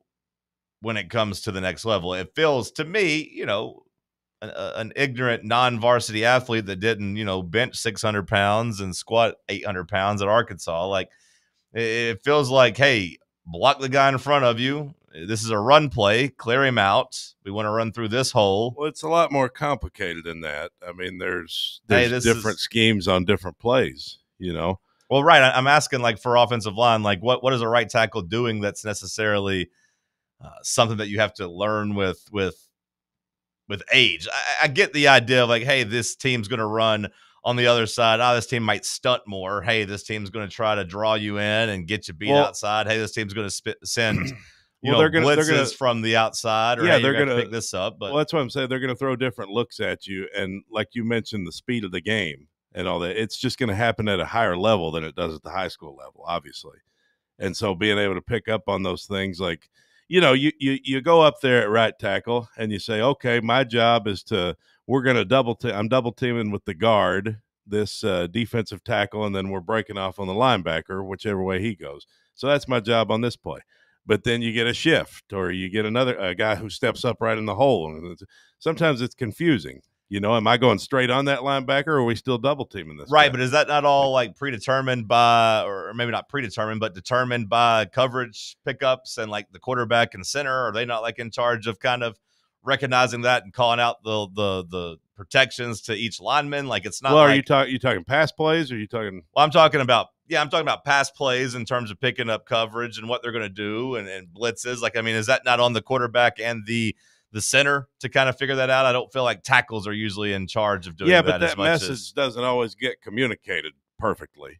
You know what I mean? Like a guy could blitz the last second, and you got to know whose job is it to pick that guy up. Is that sure? Is the tackle supposed to fan out there? Or is that going to be the running back getting a piece of him? Or sure. So I think just learning all that, like I would expect a little bit of an acclimation. Like I think the guy's going to be really good. Don't get me wrong. I mean, but I just think, it might take a couple of games for him to get into SEC form. And, I mean. And I acknowledge it's easy to say this from behind a microphone, but that doesn't seem to me the same as like a learning curve or something too tricky. Like that seems like you have to know your cues, but you also have to like be on the same page and like just have that communicated. Like that to me is not an age thing. I don't think people get better with communication as they get older. Hell, some people get worse with communication. Well, there's certain following directions as they get older. There's certain plays maybe you're pulling. Maybe is it a pull and kick on the defensive end? Is it a pull and lead up into the hole? Are you zone blocking? Is it a crack block type of pass block? I mean, there's just different things you gotta kind of know. If it was a true freshman center, I think I would agree. Because they're more so in charge of the line and all of this. I guess with Sanders, with him being the level of prospect he is, I've always felt like, hey, you put him out there at right tackle, it's not like he's protecting the blind side. He's going to be just fine, if not really, really good from day one. I think he'll be really, really good. I don't know that I'd say from day one. Like, I mean, there could be pre-snap penalties. Like, there's just so much that goes into it. I don't expect. When you say he's going to be really, really good day one, what do you expect out of him? Like, I think he's going to be a quality SEC starter this year. Yeah, I think eventually. I'm not saying he's going to be all. I'm not predicting him to be all SEC or him to be an All-American in year one. I'm not saying that, but like I think from day one, and I've said this all off season, he is a big improvement over what you had at right tackle last year. From day one. Just his size, his agility, his mobility, his strength, all of that is a huge upgrade already from day one. Well, another important thing I feel like is the communication and I've always been a big believer in the offensive line. Is like it needs to be a unit that's been together for a while and and able to gel together. Well, that definitely ain't the case this year. No, but I wonder how quickly it can become a unit. I don't expect to see the offensive line come out and just look perfect in game one. I mean, they should ideally get better as the year goes along, Sure. And yeah, like I think overall the offensive line should be, improving as the season goes along with more reps. But I'm just talking about him individually as a right tackle. Like I feel like he should be, like I said, an improvement from day one. Well, I'm intrigued by the pieces on the O-line. Like I'm very excited to see the guys play. They've all got interesting stories, I mean, Sanders is a true freshman. Lance Hurd was a guy who was kind of lambasted last year. Big word there. Look it up. And I don't really know what it means either. But this year, he has an expectation he's got to meet. Somewhat to not only his coaches, but fans, fans have opinions on Lance Hurd. How's he going to hold up? Is he going to be much improved this year? And then, your guys inside, I mean, these guards both seem to be road graders, right? Big Wendell Moy, they say he's a monster, an absolute physical monster from what I've heard about him. And then you told me yesterday, we looked up Perry. And I don't think that was yesterday. Well, whatever that was, the day before. Point. But yeah, Jesse Perry. I mean, they're talking about him the same way. I mean, that's all they did was run at his high school. So yeah, I think his run blocking ability has always been there. And the question this camp was, in this offseason was whether or not he could get there passing. And I think they feel comfortable enough. Storyline 3 for me is not the offensive line. Storyline 3 for me is tempo. Does Tennessee do they embrace this new identity under Josh Heupel of, hey, we're a defensive team. Hey, we're going to run the ball. Hey, this is who we are. We're not necessarily worried about this lightning quick tempo, or do they try to get back to it? Because something that was pointed out last week, a week before, when Joey Aguilar was named the starter, was that what sold the staff, what sold the coaches on him becoming the guy, him being named the starter, was how he handled tempo in their scrimmage, how he handled the offense, and how quickly he could get the guys lined up. Does that mean we can go back to being super fast, or does that mean he just handles it, in 20 seconds, whereas the other guys, the young guys, the inexperienced guys, it took them more 25, 30 seconds. And you're looking at this from a game one standpoint, right? Yep. Like, do we have the tempo? I think if Tennessee feels confident in his ability to handle the tempo, I think you'll see it from game one. Now, do I think that means it could get faster throughout the year with more, comfortability? Sure. But I think you're going to see from game one whether or not they trust not only Joey. It's not just Joey. To me, it is the young wide receivers, because a part of the tempo is, hey, wide receivers got to know where to go and where to line up. Everybody, the offensive line, David Sanders, everybody has to be comfortable and knowledgeable and know what to do and how to do it. Now, is the quarterback going to get the credit for that or the blame for that? Yes. But I think we know as TalkSports freaks and a TalkSports family, we're very smart. We're the smartest show fan base in town. We know ball, and we know really just a lot about life and such. But we know that it's not just one guy. But Joey's going to get the credit or the blame. If the offense is back to going fast, we got a quarterback who can handle it. If the offense is slow, Joey, he didn't learn the offense quickly enough. That's what happens when you bring a guy in May. He can't figure it out. But to me, that has to be a top 3 storyline, because whether it's true or not, we equate going super fast with our offense being good. Are you going to be disappointed if we're not fast game one? I'm okay if we're deliberate. I'm okay if we're meticulous, as long as we're efficient. If we're going slow, but Joey is carving them up and the defense is pitching close to a shutout, I don't need the fireworks. I don't need the high-paced offense. If the offense is working when it's slow, I'm completely fine with it. I'm fine with playing a defensive run game and hit your shots when you have them offense. I'm fine with that. I just want to win games. The problem, I think, over the last couple of years, or really his entire tenure, is when Josh Heupel goes slow, it doesn't work as well offensively. The offense is pretty simple and easy to defend if it goes slow. What I think a lot of the mismatches and blown coverages and big plays come from is confusing the other team's defense and straining them. Jalen Hyatt scored 5 touchdowns against Alabama because the safeties could not figure out what to do whenever Tennessee went fast. Teams all 2022 got burnt a lot of times because the defensive backs didn't know their cues and didn't communicate and didn't have time to figure out who's going where. If this guy does that, next thing you know, boom, somebody's running wide open and free. I think the pace really strains the secondaries for that reason. I think it wears out pass rushes. I think it does make us be better, but I'm not going to complain if we're slow and really good on offense. Only time I'll complain if we're slow is if we're stuck in the mud. Mm-hmm. We'll continue the conversation on the other side. Let us know your biggest storylines. If it's something we don't agree, if it's something we haven't said already, if it's something we haven't hit, would love to see that. that point of view. Would love to hear what you think. Let us know in the comments. Bubba, send us to break. It's Talk Sports on Fan Run Radio.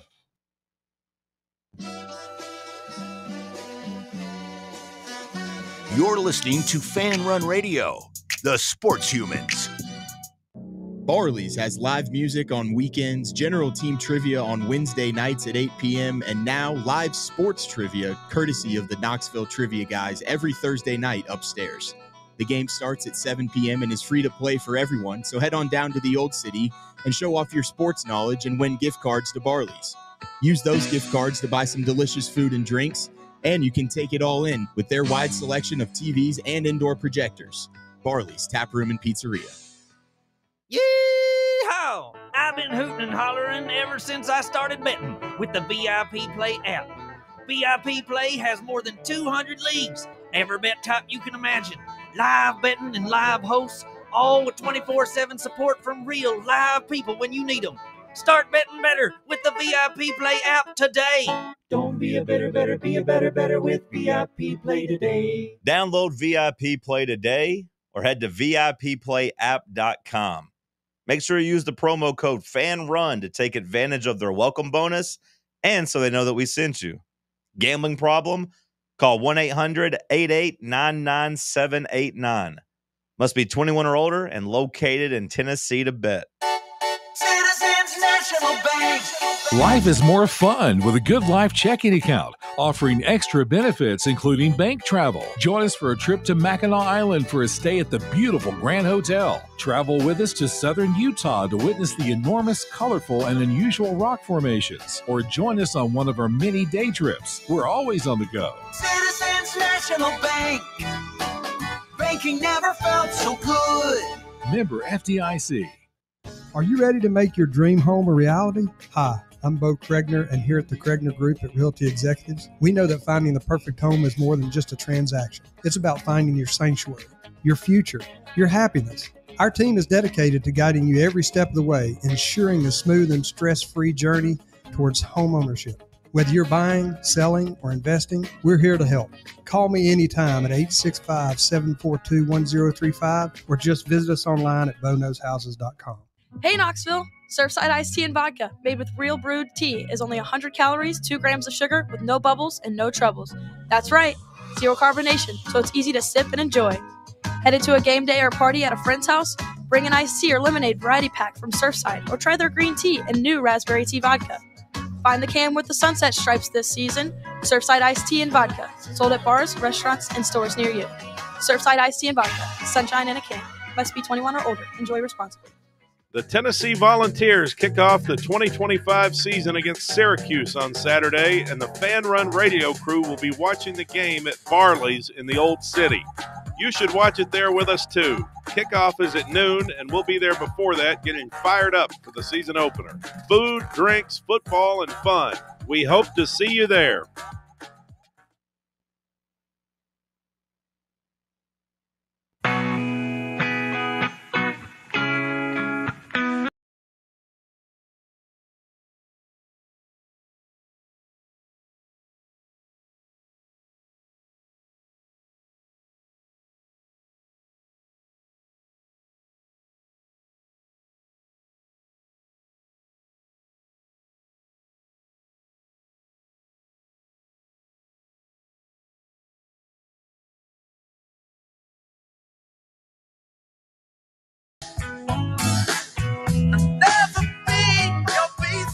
Shout out to our boys over at Inward Half for dropping off some loot.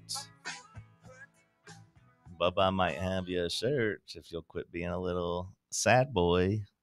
Maybe I got something good for you. He couldn't hear you. If you'll quit being a little sad boy, maybe I got some loot for you, Bubba. You never know. I got my loot on my back.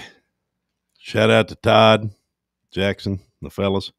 That's right. Cody busted out the shirt immediately. He got it. Well, I will say it was a great day to have it because when I first came in, I was still wearing the shirt from yesterday that I had on. Oh. So. Walk of shame this morning? Just stay over somewhere last night? I did stay at my friend's house because we did some boozing. Oh. And Are those the same shorts you wore yesterday? They are, yeah. Same underwear? Yeah. What? I was planning to maybe go change after the show, but getting here on time to do the show is priority number one. So I didn't have time to, it is what it is. But luckily I had this beautiful inward half shirt ready to. William, if you're put listening, on. make sure to make a note when Cody leaves today. Let's see how long it takes him to go change. Just make a note. I know you guys have your little office bets. Yeah, make a note. Hour and 22 minutes. Yeah, to go change. Very interesting. Yeah, but walk of shame for the boy. It's a good thing you weren't wearing the same shirt because I feel like this.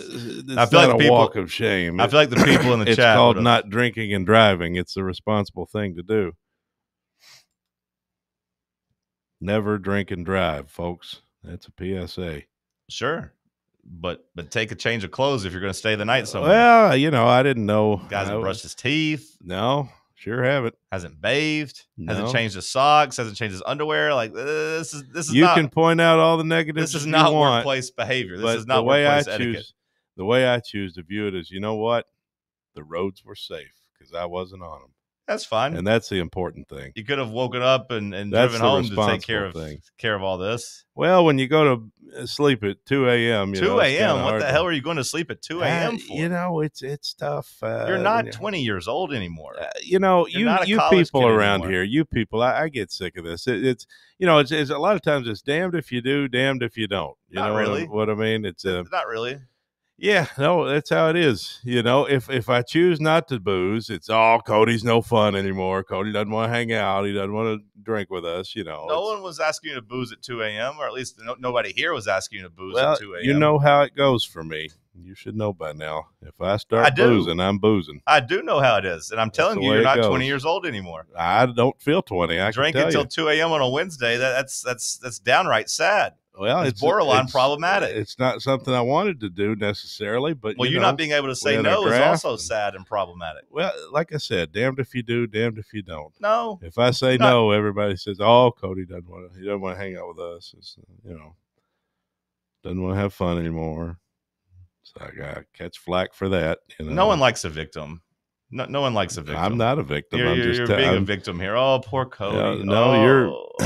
I just have to entertain everybody. I just have to. I think you know what I'm saying is true. I think I just have to stay up till 2 a.m. I have to do that. I think you know what I'm saying is true. I do know now why you came in coughing up mucus and why you seem so rough. Well, I'm fine. I mean, I'm doing fine here, bud. Yeah. Okay. I'm doing good. How'd your draft go? Can't imagine it went very well. You don't want to know.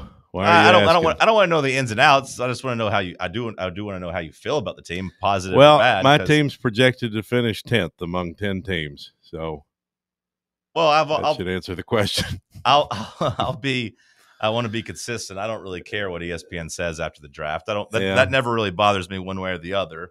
You care about it though, so you getting told you're going to finish last probably hurts. I didn't really like my team. Okay. I don't know. What pick did you get? Number 6. When I drafted Saturday, I liked that team.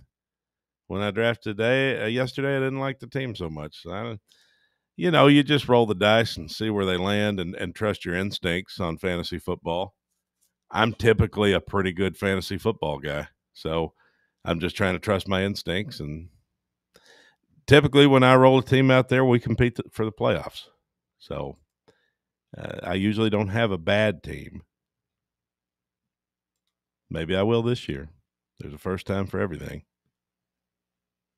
You do pick some pretty good cheat sheets and an analyst to follow. You ever say anything positive to me?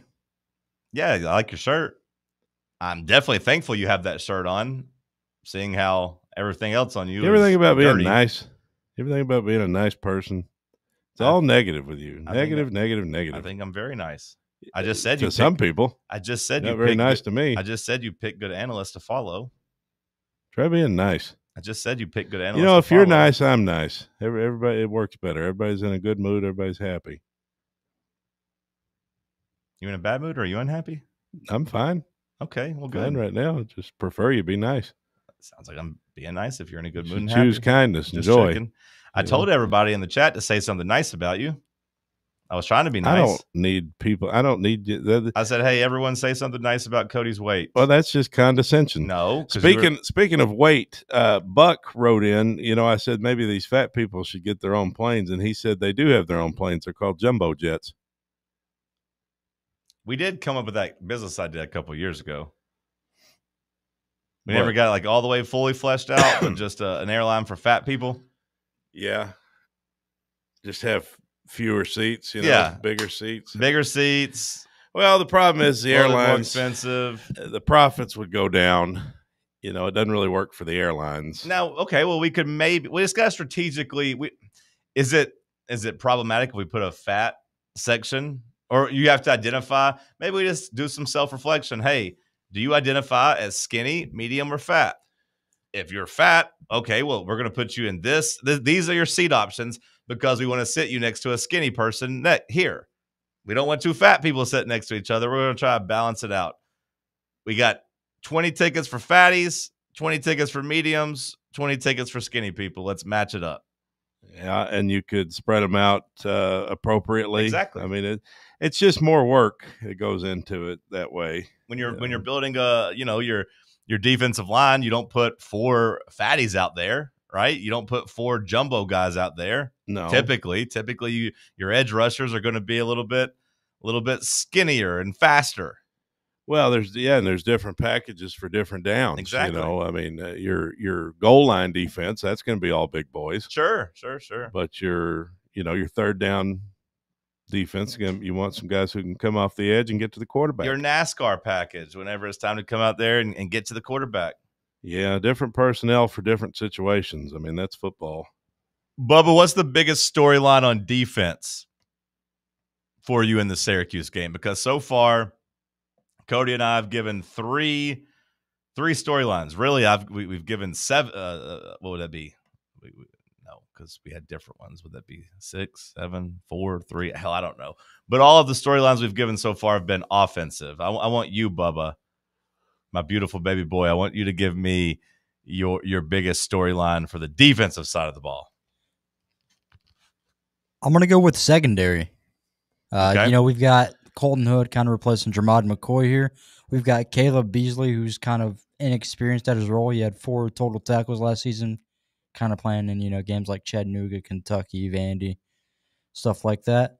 We've got, Boo Carter and his situation if he shows up there. So, I mean, we're relying on Ricky Gibson and Turrentine, however you want to pronounce it.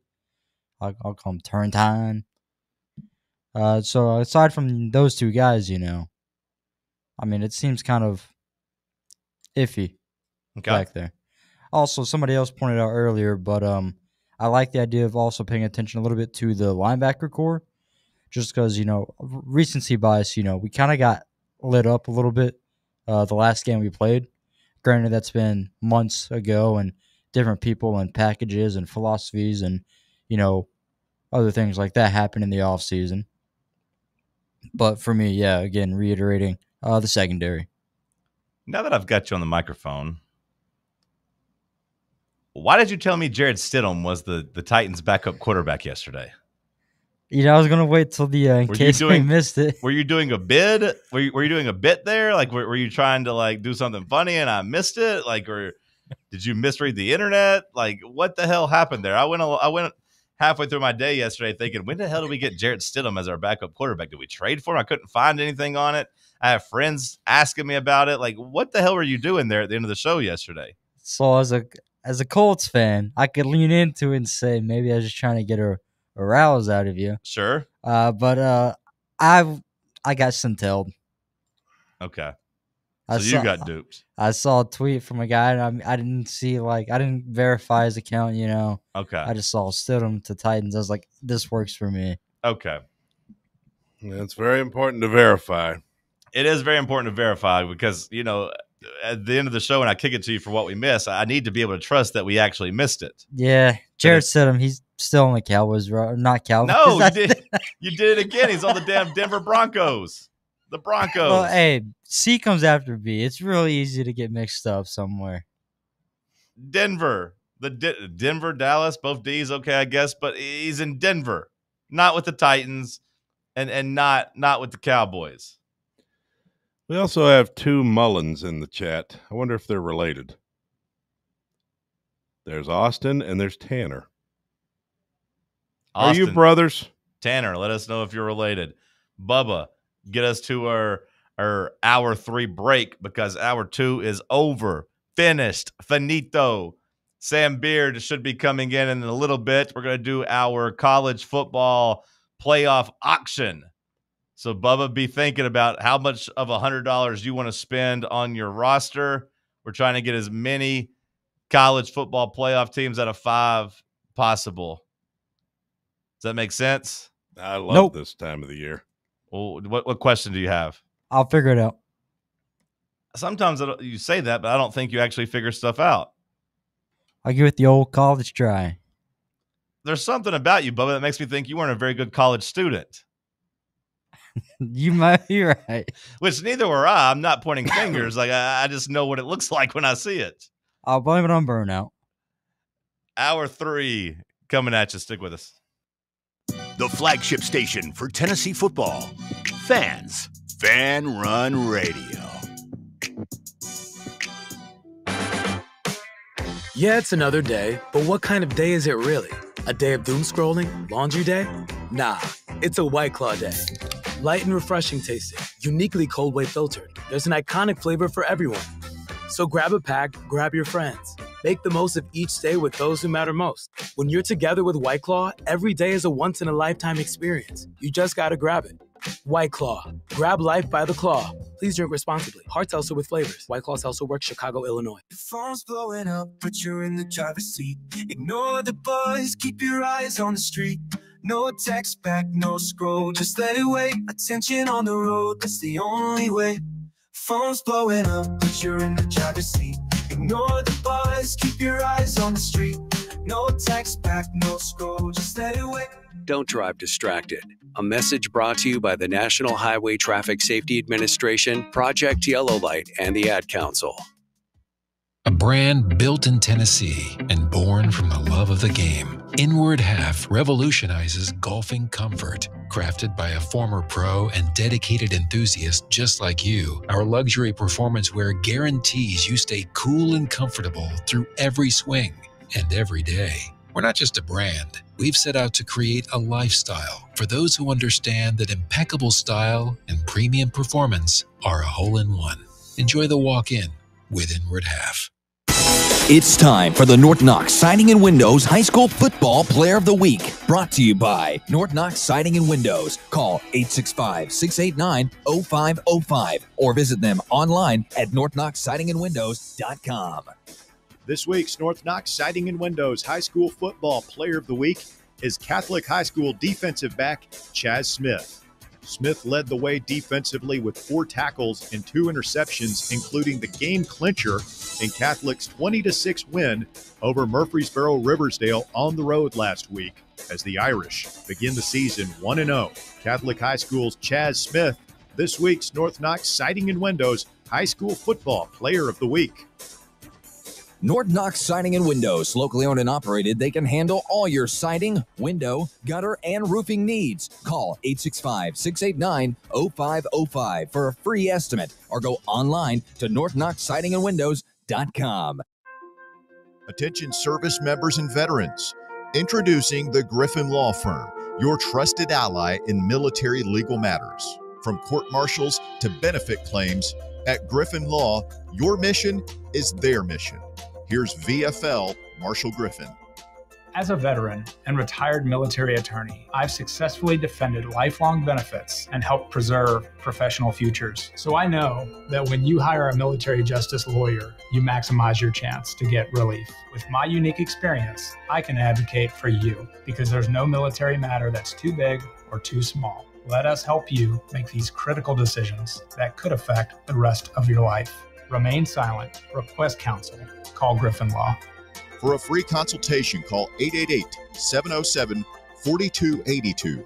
That's 888-707-4282. Or just visit griffinlawdefense.com.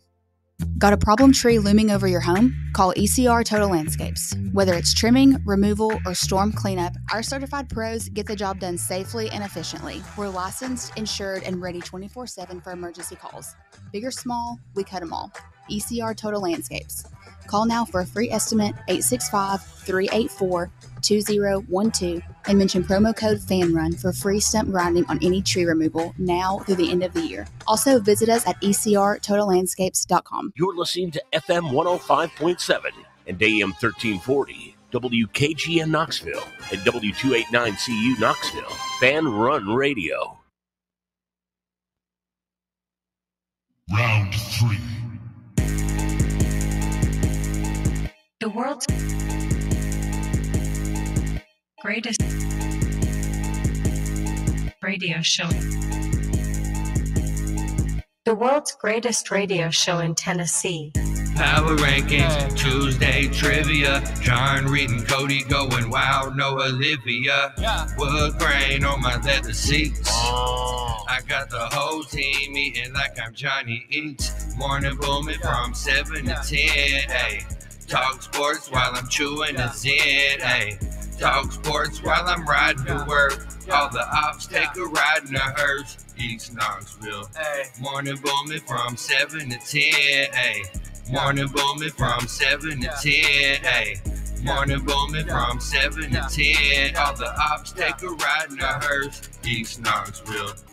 Hour number 3 kicking off here in the White Claw Hard Seltzer Studios. We got me, John Reed. We got my heterosexual life mate, Cody McClure. We got Bad News Bubba raining on my parade. And then we got Sam Beard in the house. Sam, welcome into Talk Sports. Good morning, sir. How are you? I am good. How are you? I'm doing great this morning. This football weather has got me feeling all types of ways right now, and I'm feeling great. Feel like I can just smell it whenever I walk outside in the morning. Feels good. Then we got it tonight. Got a great fantasy draft happening. I'm fired up, man. Fired up. What the hell is Bubba laughing about? What the hell I don't happened know. there? He took a big sniff. He took a big sniff of the football air? Yeah. He was trying to do a soundbite for you taking a sniff of the morning air. Okay. And then he broke out into laughter halfway through. Sam, did you get any feedback on your announcement that you're joining Talk Sports from 8 to 11 a.m. starting on Monday, September 1st? I did. I got some very positive feedback. I appreciate everybody. Excited to get back into the fold here. I know that Tuesday trivia is really kind of the one big thing that I feel like I need to conquer. I had multiple messages about just don't screw that one up. So I'll probably get in the lab here sooner than later and start going on questions. I'm going to be honest, for the first couple rounds, you and Bubba will be competing because Cody said he wants to go against you because all the trash you talked to him over the last several months. Yeah. Man in the arena. Mm-hmm. Yeah. So don't worry there. I'll come up with the questions. I'll handle that, and you guys can compete against each other. Sounds good. It is the highest rated or lowest rated, depending on how you look at it, segment of the week. So people love it or hate it, and that's what really moves the needle. So, I'm excited for the thrill of knowing that you made a good set of questions, maybe, and then some people don't really think so, or the other way around. I think it's an exhilarating feeling to maybe get that message. Hey, great round of trivia this week. It feels exhilarating at first, and then eventually they just beat you down. And then it just then they're just mean to you. Well, here in the second segment, we are going to do our college football playoff auction for playoff teams. So sit tight. Thanks for coming in. Hopefully you don't hate waking up too early. I know we did the morning show together. I'm still ingrained in the morning show flow. Like I don't really get up and get my day started, but I'm still waking up at 6:45, 7. Okay. So I'm ready to roll. Okay, good. Cody, hit us with some hour 3 headlines, please. Thank you, John. We finna make the people in the wheelchairs stand up. That's what Nebraska defensive back Deshaun Singleton says ahead of the Cornhuskers opener against Cincinnati. We finna make the people in the wheelchairs stand up. So he's fired up for the season. He's ready to rock and roll. I don't know if this is controversial. Is it okay to say that? I don't is feel that like, insensitive? I mean, it's not meant to be insensitive. It's not one of those things that like people mostly going to be offended by, but I do feel like it's one of those things that in 2025, I do feel like someone at his school is going to be like, hey, you got to apologize. Have you even considered those who are differently abled? The people in the wheelchair can't stand up no matter how good a football you play. It's not a choice. It's not a choice. We got to. This is ableist. Yeah, like you gotta know that they're not making the choice. It's not like things aren't exciting to them. It is an ableist comment. Speaking of DEI, Dawn Staley was interviewed with the Knicks for their head coaching job, and she says, I would have done it. She would have done it. Had she actually been offered? Had she been offered the head coaching job, she says she would have taken it. Interesting. I would have had to do it, not just for me, but for women, to break that door open. I would have had to. It's the New York Knicks. I'm from Philly, but it's the freaking New York Knicks, she said on a podcast. You know, I got to say I actually agree with the sentiment.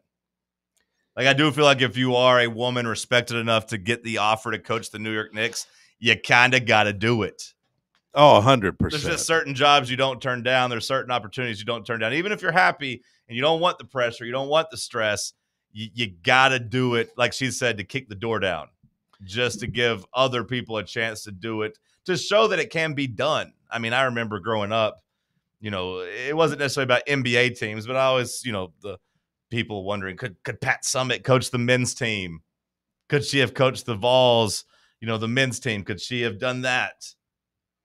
If she had gotten the offer and done it, then that could have opened the door for more women coaches. Like if Becky Hammond had gotten an offer, if Dawn Staley had gotten an offer and they did well, then maybe those women would have chances to get hired. She said she shot herself in the foot by being inquisitive and asking all those darn questions. Oh, so she said that she... Kind of ironic, huh? So she said that in the interview she was just being annoying? She said she thought she asked too many questions. And they said, we don't need somebody like that around here. Interesting. That is interesting. Yeah. I tell you what else is interesting, and that's Rashee Rice agreeing to a 6-game suspension. I drafted him last night. He has now accepted a 6-game ban to start the season. All right. Good timing by you. Yeah. I was okay with it. I knew he would be facing suspension. I took him in the later rounds. Okay. Build a little depth on the roster. Could pay off when, back half of the season. Sure. So we shall see there. Also, the Patriots have claimed Danny DeVito off the waivers, or Tommy DeVito, not Danny. He's not playing. They released Kendrick Bourne. I'd rather have Danny DeVito on my team than Tommy DeVito. Yeah, at least the vibes would be good. I don't know about that. If you put Tommy DeVito in your locker room, what's he going to do? He ain't winning you any extra games. He's not even really helping you score any extra points. You bring Danny DeVito in the locker room, vibes go through the roof. You got a beloved actor, a beloved comedic actor and serious actor. He's good vibes, good person, or at least seems like a good vibes and good person. I've never hung out with him, but like maybe bring some Jersey Mikes with him. Is that what you're going to say, Bubba? What if you found out Danny DeVito was just Bill Cosby? I'd be pretty disappointed because one of my favorite shows is Always Sunny. I watch a lot of it. I'm rewatching it now. Like I throw it on every day. Did you see that Mike Vrabel said that he's going to get to the bottom of like finding the rats in the organization? Maybe they're bringing in, a strong Italian and Tommy DeVito to kind of get to the bottom of it there. That is a fair point there, Sam. Because the implications. And a little disrespectful to the Italians that don't like the mob stereotype, Oh, Madonna! And I don't know if you watched The Sopranos, Sam, but, Melfi's husband and his crew, they didn't like the harmful Italian stereotypes, and you're perpetrating that right now. What do you mean I have a tie to the mob? Look at the guy's agent. I mean, come on. You can't have a fedora like that and not be in the mob. Definitely mobbed up. Travis Hunter's rolling full speed. He's okay for week 1 for all you Jags fans out there, which is probably a total of 1 to 2. I know 2 Jags fans that I interact with on a pretty regular basis. My buddy's girlfriend's a Jags fan, and William is a Jags fan. So I actually know 2 Jags fans, which is more than I would have thought I would have known if you had asked me.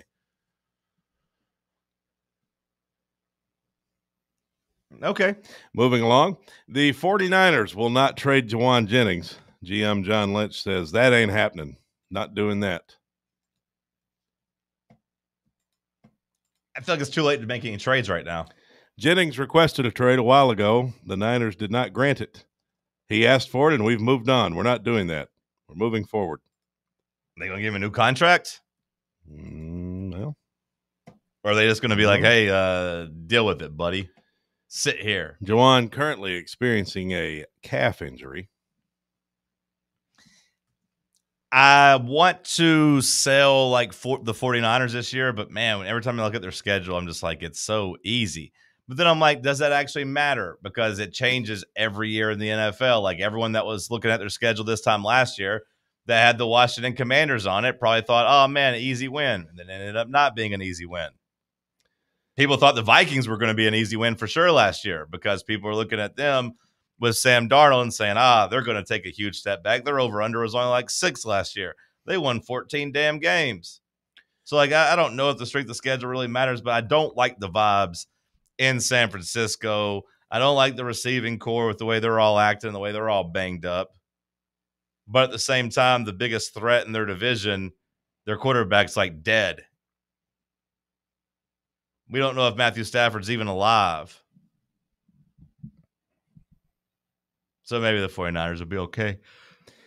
And VFL Hendon Hooker picked up by the Carolina Panthers. That's good.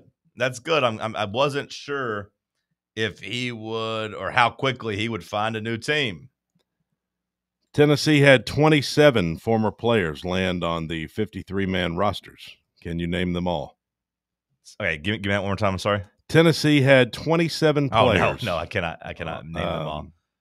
That made the 53-man PK shootout? rosters. That'd be fun. Do you have the list in front of you? I got the list as long as our boy Aiden Sadati from Kansas is accurate in his reporting here, which is normally pretty good. Aiden Sadati from Kansas is already a top 10 Vols reporter, and he's in Kansas. Like I trust him. He's got his finger on the pulse more than many people. More than many people. Here's the list of players who made the 53-man rosters and the players that got cut out. Number 1, I'll go first. Alvin Kamara. Alvin Kamara is on a roster. Sam, you're up next. Way to go. Juwan Jennings. Juwan Jennings is on a roster. Bubba, your turn. Shy Tuttle. Damn it. That's where I was going. Titans. That's right, Bubba. Josh Palmer with the Bills. Yes. Yes. Gabe Judy Lally. No, he got cut, didn't he? Nope. He didn't get cut? Gabe Judy Lally is on the Titans. I thought he got cut yesterday. Surprise. Dylan Sampson. Dylan Sampson. Yes, Bubba. Yes. The best Vol we got in the NFL right now, Trey Smith. Trey Smith. Yes. Cedric Tillman. Cedric Tillman. Yes. Darnell Wright. Okay, you guys are going a little fast. Darnell Wright's on the roster. Jalen Hyatt. Oh, no. Did he get cut yesterday? Okay, Jalen Hyatt. Jalen Hyatt. He's there. Let's go Jalen Wright. Jalen Wright is there with the Dolphins. Oh, no. Triple J Josh Dobbs. Josh Dobbs is with the Patriots. Oh, no. I got the talking on the chat. Oh, no. 3, 2. Is Derek Barnett still with the Texans? Probably. Derek Barnett. He's surely on a roster, right? Not seeing him with the Texans. Control F, brother. Search. Learn how to search. Yeah, Control he's there. F. He's there. Joe Milton. Oh, yes. That's Dallas Cowboys. That's a pull right there. Future of the Cowboys. Bubba. Shoot, I feel like this guy got cut. Jabari Small. Yeah, I don't think Jabari Small was with the Lions, wasn't he? Yeah, I'm not seeing Control Jabari. F, brother. Learn how to search. I don't do it that way. It's very easy if you just do it that way. I do it. Yeah, he's not there. All right, Bubba. You're now picking 12th in the fantasy draft tonight. You lost the first competition. Just kidding. That wasn't a competition. And also, I need to know, are you in or out? Because we moved them all back to today at 6 o'clock so that to accommodate you because I didn't want to mess you up because you had to work. Are you going to come compete at 6? I will be here. To compete? I will be here. To compete? I will Can you be just give me a straight answer for once in your damn life? Never. This is why you are high on my list of people that if I ever start fighting people, you're getting punched at least in the top 3. You're at least catching these hands within the top 3, Bubba. Top 3? The way He's you already look in at that me, list. the way you look at me, the way you talk to me. Whack his hair, whack his shoes, whack. Are you competing? I need Yes, to know. John. Thank you. Well, I need to know. I got things I got to do here. James Pierce. We forgot James Pierce. He was I need to know. a very high draft pick. Tom Petty over here. I like it. Are we still going? Good job by Lennon. Yeah, No, Bubba lost. We were just looking for last Morgan Cox. Huh? There you go. Morgan Cox. Yeah, long snapper. You said Morgan Cox. Am I supposed to keep going? There was one I just had in my mind. Cox, the long snapper. But is it? I want to Long say Cox, is Jalen they Reeves call him. Maben? He's still in the league, right? Jalen Reeves Maben? Is he still in the league? Because I swear I still saw that he was like the president of the Players Association. Now that would be a big one if Jalen Reeves Maben. Well, I just saw like something like a month ago or 2 weeks ago that he was still like the president of the Players Union. So I assumed you had to be an active player to be the president of the Players Union. So I thought maybe he was still in the league somewhere, but maybe not. No, I don't see him. I'm not seeing. Well, it still says he's the president of the Players Association. Well, that's good. That's a good job to have. Does he have a team? Is he still on the Lions? I think maybe he is still on the Lions. I was gonna say he's like their special teams captain and everything, so I assume he's still there. Maybe. Yeah, he's there. Yeah. Nice. Good job by me. We'll do our college football playoff auction coming up next. Stick with us. It's Talk Sports on Fan Run Radio. Streaming worldwide at fanrunradio.com and on the free Fan Run app. This is Big Orange Country's sports talk radio superstation, Fan Run Radio, Knoxville. For over 3 years, Crumble Cookies has served the Knoxville area.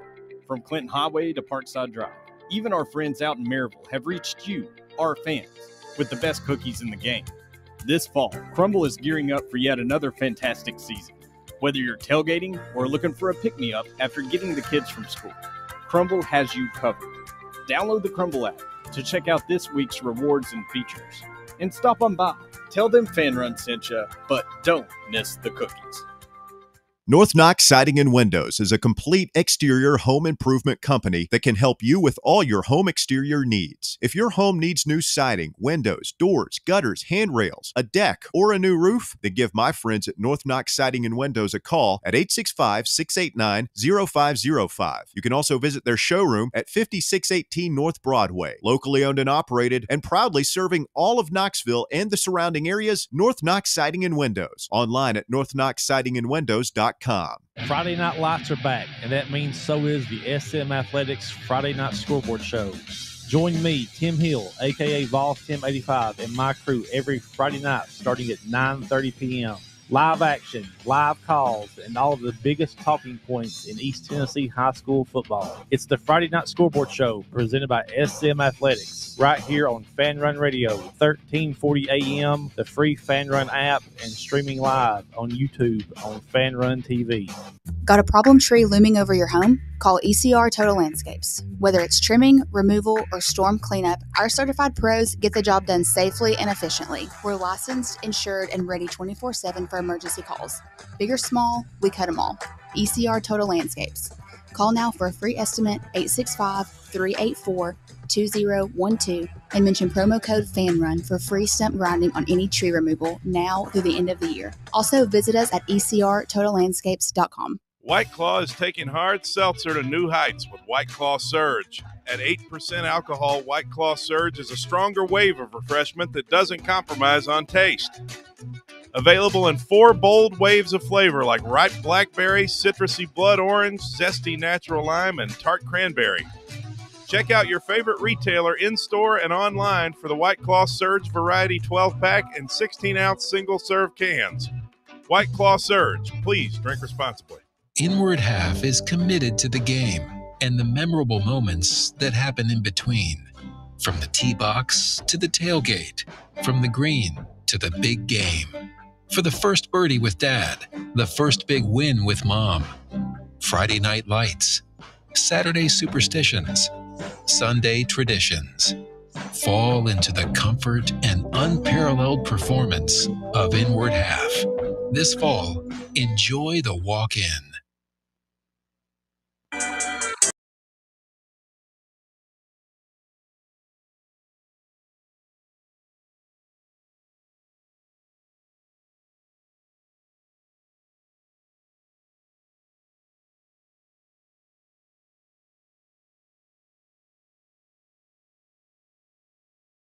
All right, it's college football season. We missed week 0, so probably don't take Kansas State here in the auction, and maybe Iowa State's worth a couple more dollars, but let's do it.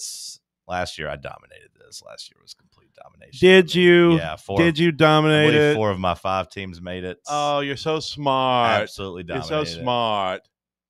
Destroyed it. Who'd you have? Notre Dame. Alabama didn't. Alabama didn't make it. You had Notre Dame and Tennessee. At Notre Dame, at Tennessee. You had another one? You must have had a. I had a couple others. Who did I have? Not Ohio State. I had Ole Miss, LSU, Utah. Who were my good teams? I had. I don't even remember. Oregon. I had Oregon. I don't remember my other one. Did I get 2 in? Maybe I had 2. Yeah, maybe it wasn't so much I did great as much as you guys just did bad. Miles had like USC and Michigan. I mean, Miles was really bad. I had at least one playoff team. Maybe Jack 2. had NC State. All right, Sam, Bubba, do you have any questions about the rules? Bubba's trying to sabotage you, Sam. You didn't turn your microphone on. Do you have any questions about the rules? $100, 5 teams. Can't go any more, any less than that. I mean, you can go less. You don't have to spend every dollar. Okay. What happens if we have excess dollars remaining? Nothing. We walk away happy? I mean, you walk away thinking, man, I should have spent a little bit more on one of these better teams, I guess. But that's it. Cody, you have any questions you remember? I remember how to do it. We're trying to find playoff teams. All right, Bubba, you open up your team first for auction. Who would you like to nominate to be bid? Notre Dame. Notre Dame. Let's start the bidding at $5. Do I hear $5? Bubba's at 5. Sam, do you want to go 6? Cody, 7, 8. What do we want to do here? Is anybody bidding on Notre Dame? We letting Bubba get it? $6. Bubba, I'll go $10. Give me $10 on Notre Dame. Bubba, give me Notre Dame for 10. 15. 15. Okay, I'm going to honor Bubba's 15 first since he nominated Sam. Do you want to go 16 for Notre Dame? Cody, 17. Where are we going to go here? 18. Do I hear $22? $22 for Cody. He says no more playing around. Bubba, do I hear a 23? 23. That's how we did it last time. We just did it in circles. And then you either pass or you keep going. Bubba, $23. Are you in on $23? $23. I'm out. Bubba's out. Sam, do I hear $23 for you? I'll pass. I'll take $23. Cody, give me Notre Dame. $23. $25. 25. Oh, big man. He wants to butt up a little bit more. Notre Dame, $25. I'll go 26. Give me 26. Do you want to go to 27? $28. Go ahead and take it at $28. Cody McClure gets Notre Dame at $28. I don't know if I might have spent too much money there. All right. Keep in mind, Cody has 72 remaining.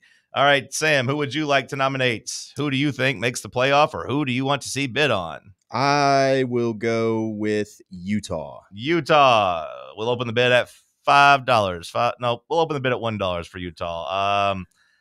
I'll stay in at 2. Cody, feel free to knock it up. I just don't know how big of a pass. But Cody's already passing at $2. All right, Bubba, do I hear a $3 for you? $5. $5 for Bubba. He says, bump it up. I want to Abe Lincoln here. I'll take $6. $6. I'm going to pass here at $6. Bubba, do you want to go here at $6? Or $7, excuse me. You want to pass? We'll go 7. How much? 7. He's going to 7. Do I hear at 8, Sam? 8 for you. I'll take $8. $8. Bubba, back to you at 9. Nina. She is so fine. Do you want to go to 9? Cards down. Sold. Sam gets Utah for $8. Interesting to take up a spot there, but I like the strategy. $8 for Sam. Try to keep him in mind who you have. Yeah, I'm writing them down. Yeah, everyone try to keep up with that. All right, I'm up next for nomination. I'm going to go with a big spender. Give me one of the big teams here. Give me Texas. Hook 'em horns. We'll open the bid at $25 for Texas. Cody, Would you like to go to 30? $30 for Texas. $35. $35 for Texas. Cody has Texas. Bubba, the clock is on you. Tick, tick, tick, Pass. tick, tick. He's already passed it at 35. Sam. $36. $36. I am going to bid $37. Cody, 38 to you. 38 to you. $43. $43. He says, I'm tired of this nickel and diamond. Sam, 44 Pass. to you. 44 to you. 44 to me. I'll go 44. Give me 44. 45. 46. 47. 48. $50. 51. 52. 55. Take them. Hook 'em. Now I'm rooting for them instead of Ohio State. I changed my mind. I'm rooting for them now. All right, so John's got Texas at 55. What was Utah the only other one? Oh, also keep in mind, whoever finishes last here, we'll do a little mini punishment. Nothing major. Nothing major for the boys, but Can just we got to have some type of stakes here. Quick rehash. Lunch for the winner. Sorry, boys. I've got Utah at $8, Cody. Sam, I'm not got writing Utah anybody at else's. I'm writing everybody's down. I'm doing trying to that. get everybody's down, but you're up for nomination, Cody. Come on, we got to pick up the pace here a little bit, else we're not going to get to it. Okay, Bubba, you have a team yet? Did you get a team? Bubba ain't got a team Okay. yet, no, but he's nominated. All right, let's go with Ohio State. Ohio next. State. Let's Ohio open the bid State. up at $30 for Ohio State. Cody's got Ohio State for $30. Bubba. 45. $45. Sam. I'll pass, honestly. Sam's already passed it at 45. That's the most I can bid. I'm out. I can't get them. $46. $46 for Cody. 50. $50 for Bubba. Do I hear a 51? 51 going once. 51. 51 Bubba. Do I hear a 52? 52. 52. Take him. I'm out. Take him. Bubba's got him. Ohio State at $52. Samuel? Georgia.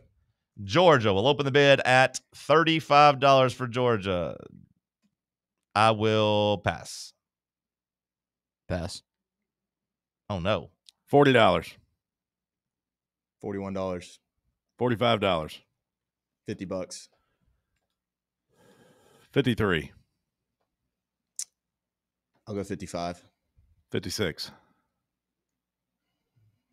57.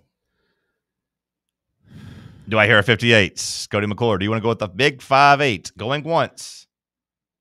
Going twice. 58. Sam. 60. You say 60? 60 is the bid. Do I hear 61? I'm Do I out. hear 61? It's out. Sam at $60. All right. Sam's got his second team, the Georgia Bulldogs. Georgia. So that puts Sam at $68 total spent. All right. Who nominated them? Bubba? Did you nominate them, Bubba? Georgia? Yeah, I did. You nominated Georgia. Okay, back to me. All right. Let's go with give me LSU. We'll open the bid up at $5 with LSU. Anybody going 6 to LSU? 6 to LSU. 6. It's Cody first. Sorry. Cody, are you at 6? Are you passing, Cody? You want 6? $8. $8. Do I hear a 9? 9 for LSU. Those Bayou Bengals. You can get in the car and stay in the running, Bubba, for $9. 10. 10. Sam. Sam's out. Too rich for Sam's blood. No thanks on Brian Kelly. I'm out. Sam is Sam's out. I'm out. $11 to you. $12. 13. Bidding on a murderer. 15. Take them. Nice. $15 Blood for money right Cody there, McClure. Cody. Blood money. We'll take it. LSU, $15. That brings your spending up to $43. Cody, you have spent $43. You have Notre Dame and LSU. I'm managing my money. You're doing pretty good. My nomination? Yep. Penn State. Penn State will open the bid up at $30 for Penn State. James Franklin and his Nittany Lions. Bubba, do you want to go to $32? $31? 31. $31. Sam, are you in or are you out? You're out. You can't bid afford it. $32. Yeah, you can't bid that. I'll bid $32 there. $32 on Penn State. Cody, to you? $35. $35 to Cody. Pass.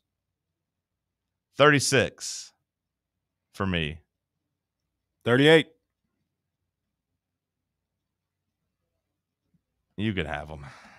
You can have them. Penn State.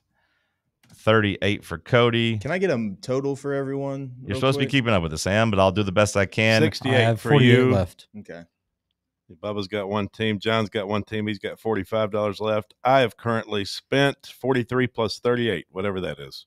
That is $70 or $81. $81. So you bid what for Notre Dame?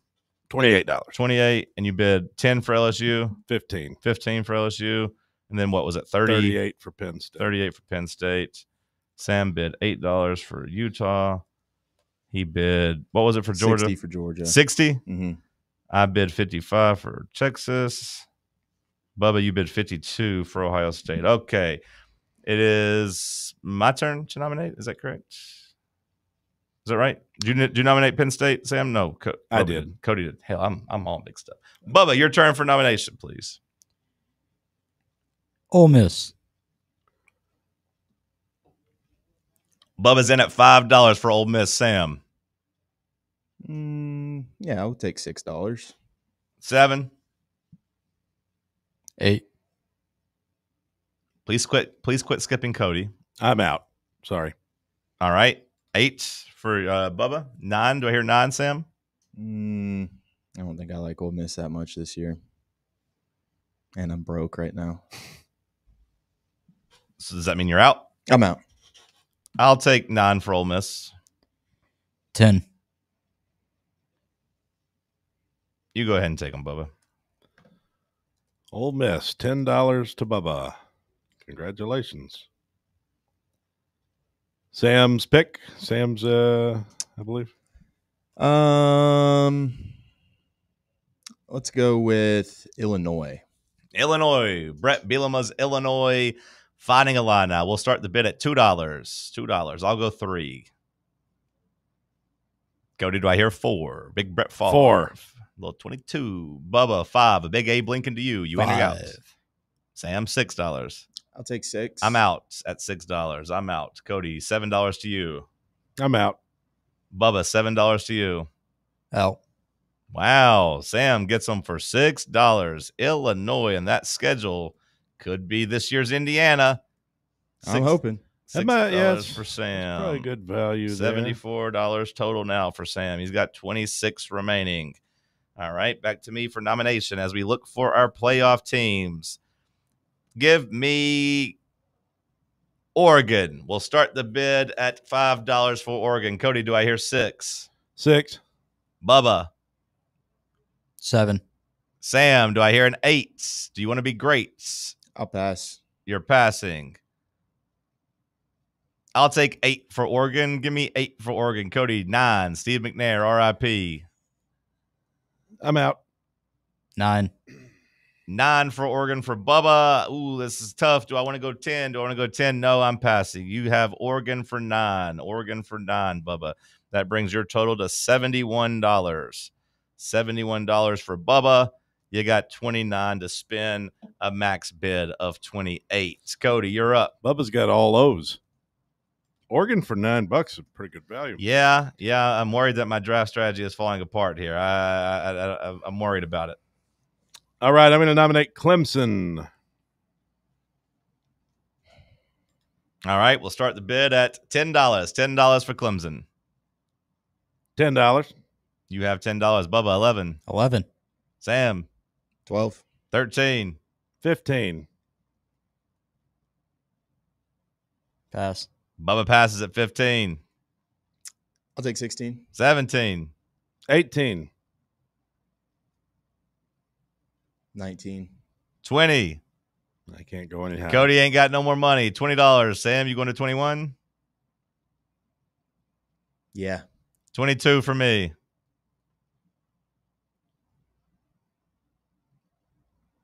I'll take 23. 24 for me.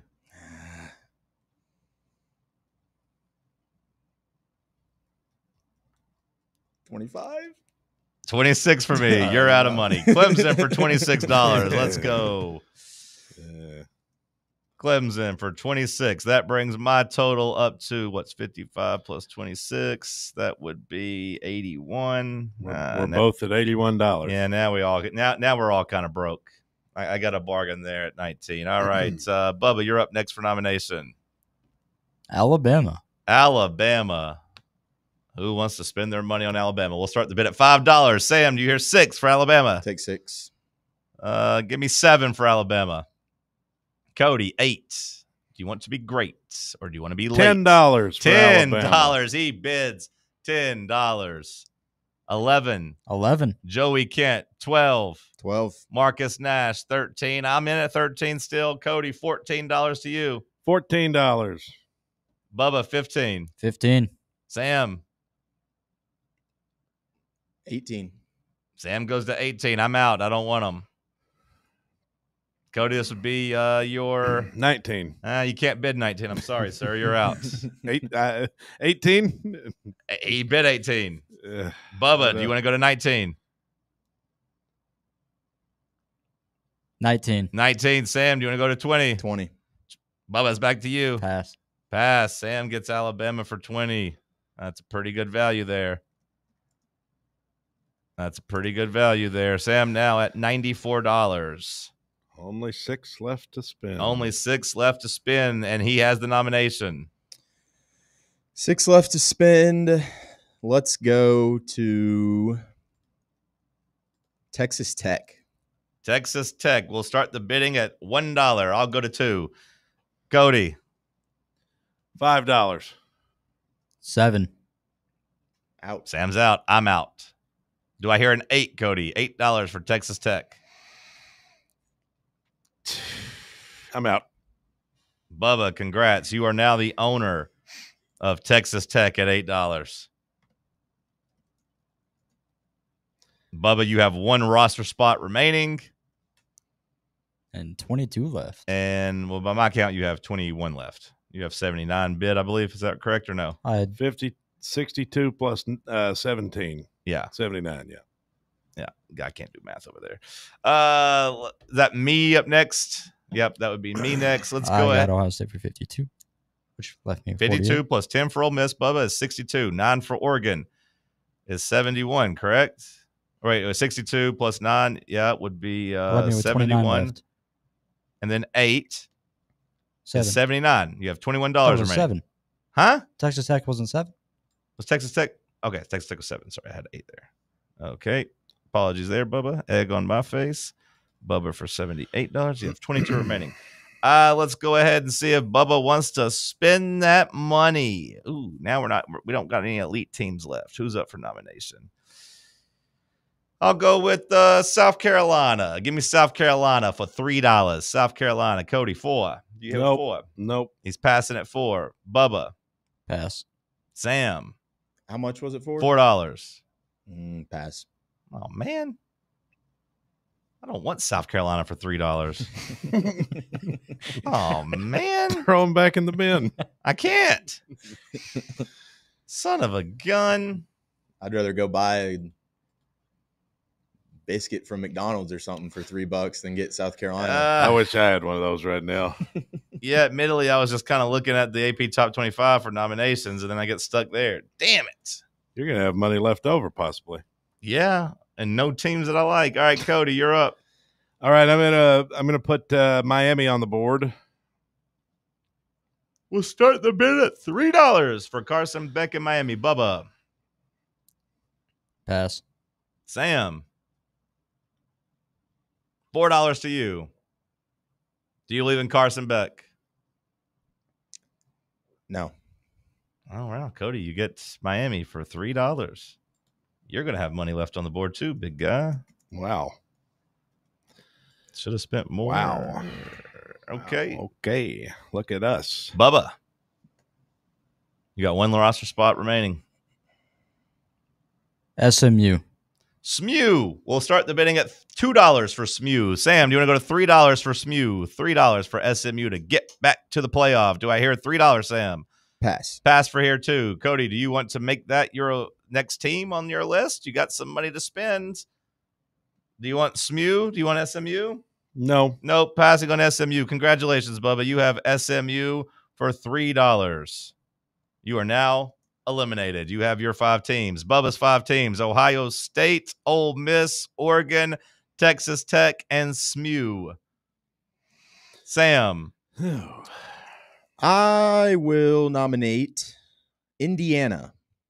We'll start the bidding at $2 for Indiana. Sam, I will pass on Indiana. I don't want any parts of them. Cody. Pass.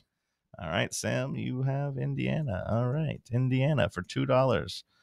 You know, Sam, you did a good job of managing your money. I got to say, you spent 96. I like my group. You like your group? Yeah. Okay. I'm up next for nomination. Give me. Who do I want to bid on here?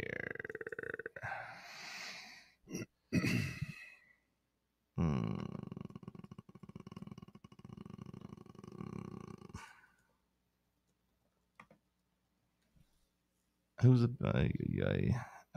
give me Boise State. Boise State. Give me Boise State. We'll start the bidding at $2. $2. You want to go $3? I'll go $3. I'll go $4.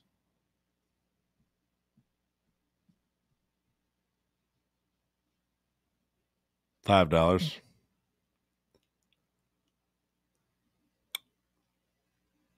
I'll go $6.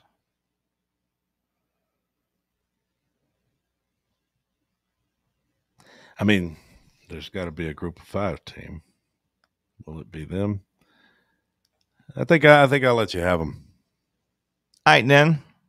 Boise State for $6. All right, Cody, this is basically you nominate, and then we can either bid on them or you can have them. Let's see here. Who you got? Well, there will need to be a Big 12 champion, and right now I've got Utah. Sam's on Utah. Bubba's got Texas Tech. That.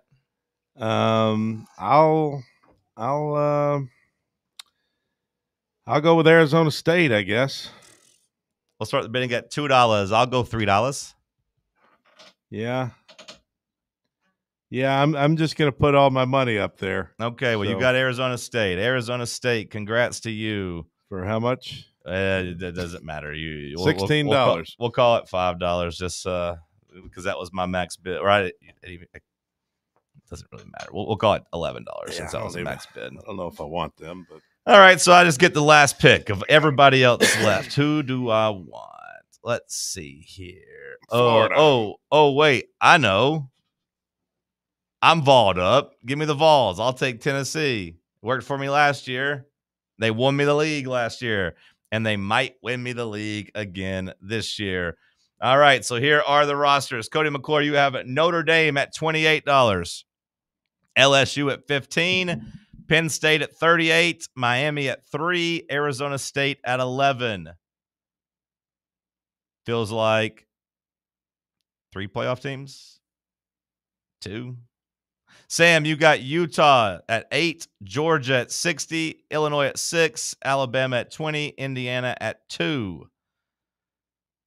I feel like you got 2 teams for sure, and then Utah, Illinois, and Indiana. Well, I don't know. I think I got a good chance of one of those teams getting in there. Yeah, one of those will pop. Bubba, you got Ohio State at 52, Ole Miss at 10, Oregon at 9, Texas Tech at 7, SMU at 3. And I got Texas at 55, Clemson at 26, South Carolina at 3, Boise State at 6, Tennessee at 1. I mean, I like Texas and Clemson, but I should have saved some more money for Clemson. Yeah. I like Texas and Clemson. I feel like I got a bargain with Clemson. Maybe the steal of the pick. You sure do like your orange, don't you? 4 of your teams have orange. What?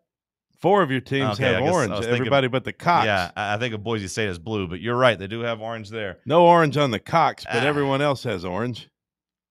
I guess, should we allow like any free agent dumps? Like if you want to like drop a team here and just pick up somebody for free? Like, I mean, I don't know. Maybe we do. Maybe we make you lock in this. Wild card? One wild card? Yeah, maybe a wild card pick tomorrow. We'll see. Or maybe after the break. We got to figure out the rules of a wild card. Last call on the other side. It's Talk Sports on Fan Run Radio.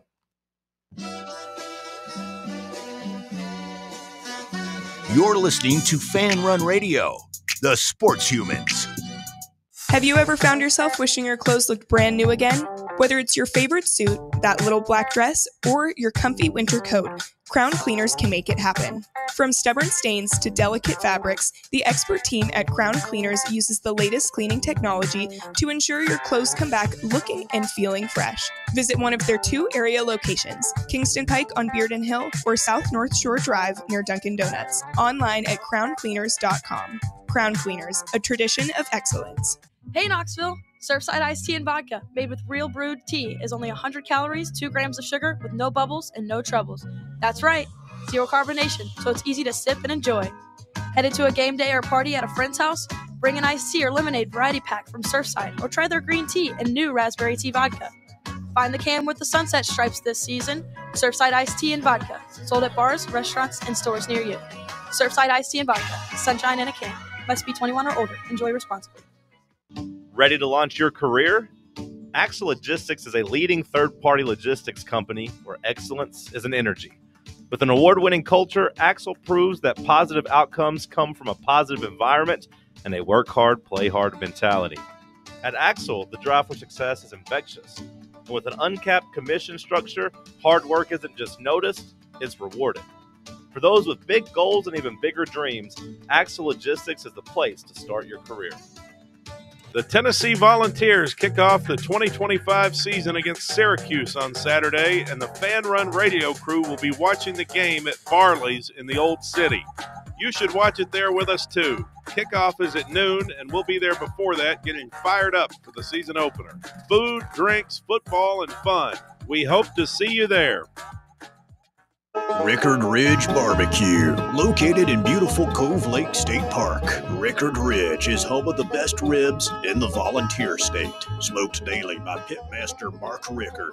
The barbecue at Rickard Ridge is mouth-watering, fall-off-the-bone delicious. Take the scenic drive up I-75 to exit 134. For directions and to look at the rest of the menu, visit Rickard Ridge online at rickardridgebbq.com. Barley's has live music on weekends, general team trivia on Wednesday nights at 8 p.m., and now live sports trivia courtesy of the Knoxville Trivia Guys every Thursday night upstairs. The game starts at 7 p.m. and is free to play for everyone, so head on down to the Old City and show off your sports knowledge and win gift cards to Barley's. Use those gift cards to buy some delicious food and drinks, and you can take it all in with their wide selection of TVs and indoor projectors. Barley's Tap Room and Pizzeria.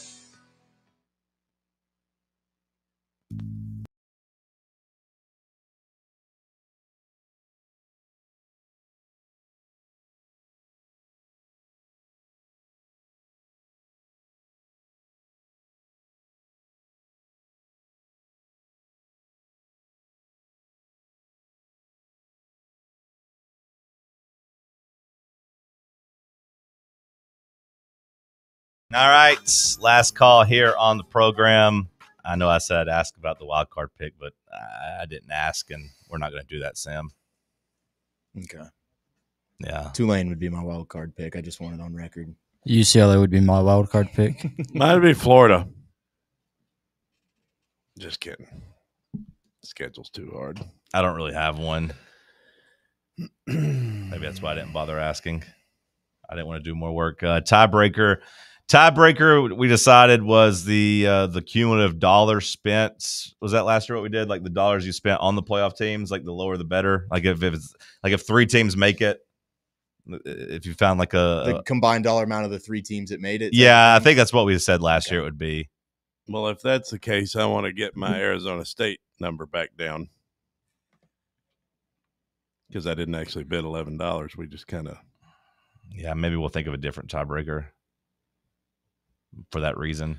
Yes. Georgia, the most money spent on a team. Wow, 60. Maybe lowest preseason ranking. I don't know. We'll figure up to a bunch of nerds. We'll figure it out. I don't know. Nah, there won't be any tiebreakers. Yeah, we'll figure it out. All 5 of mine are making it. Maybe we'll figure it out. I don't know. Ain't gonna be no room for the rest of yous.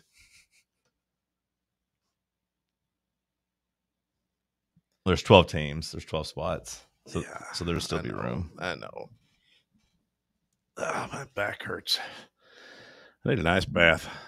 Was told this morning to be on watch for some good Tennessee news later today. So hopefully we got some good stuff to talk about tomorrow when it comes to some big time recruiting. Some people might be eating some words pretty soon about all the crying they did about Adidas. Maybe some doors opening, huh? All the crying they did about Adidas might be thrown back in their face if what I was told ends up working out.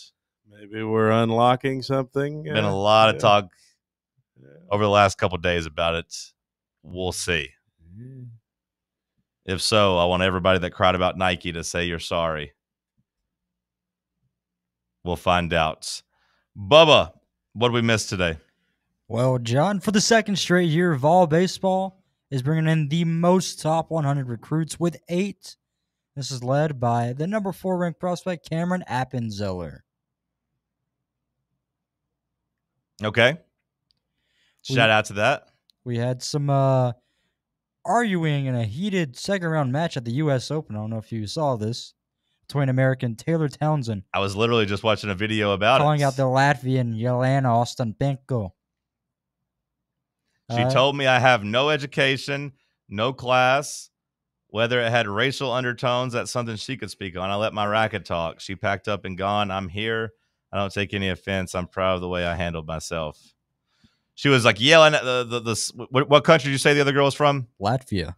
The Latvian was kind of yelling at Taylor afterwards, telling her she needs more class, blah, blah, blah. And then pretty good reply. Taylor, you could see in the video, here in the video, she said, you need to handle losing better because you lost.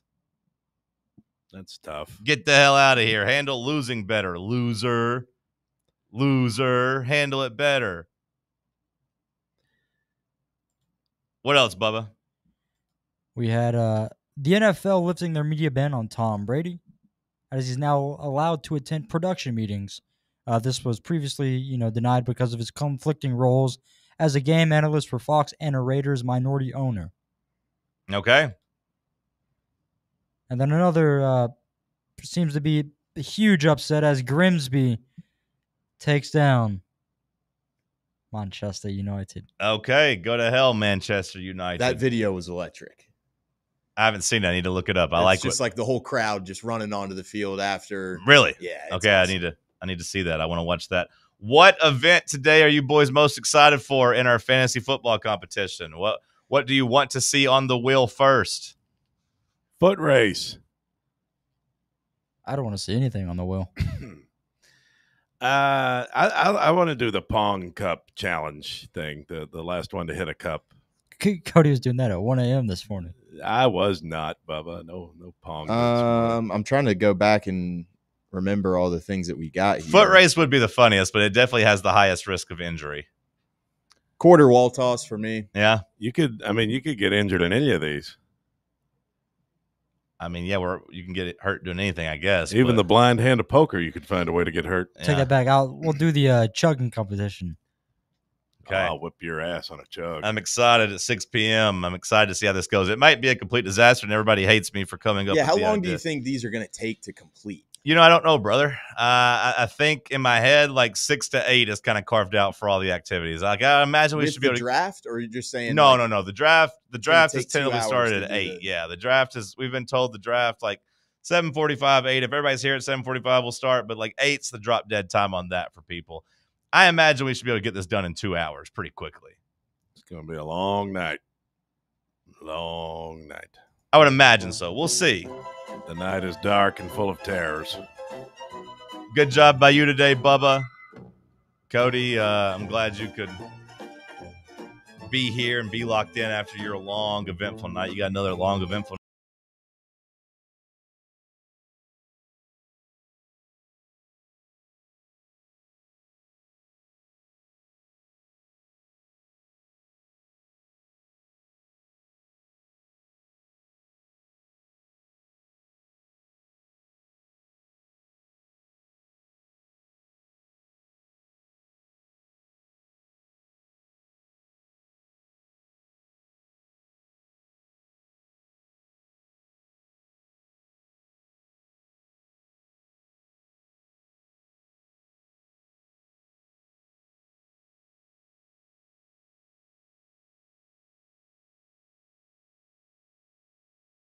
Check out our new and improved website at fanrunradio.com.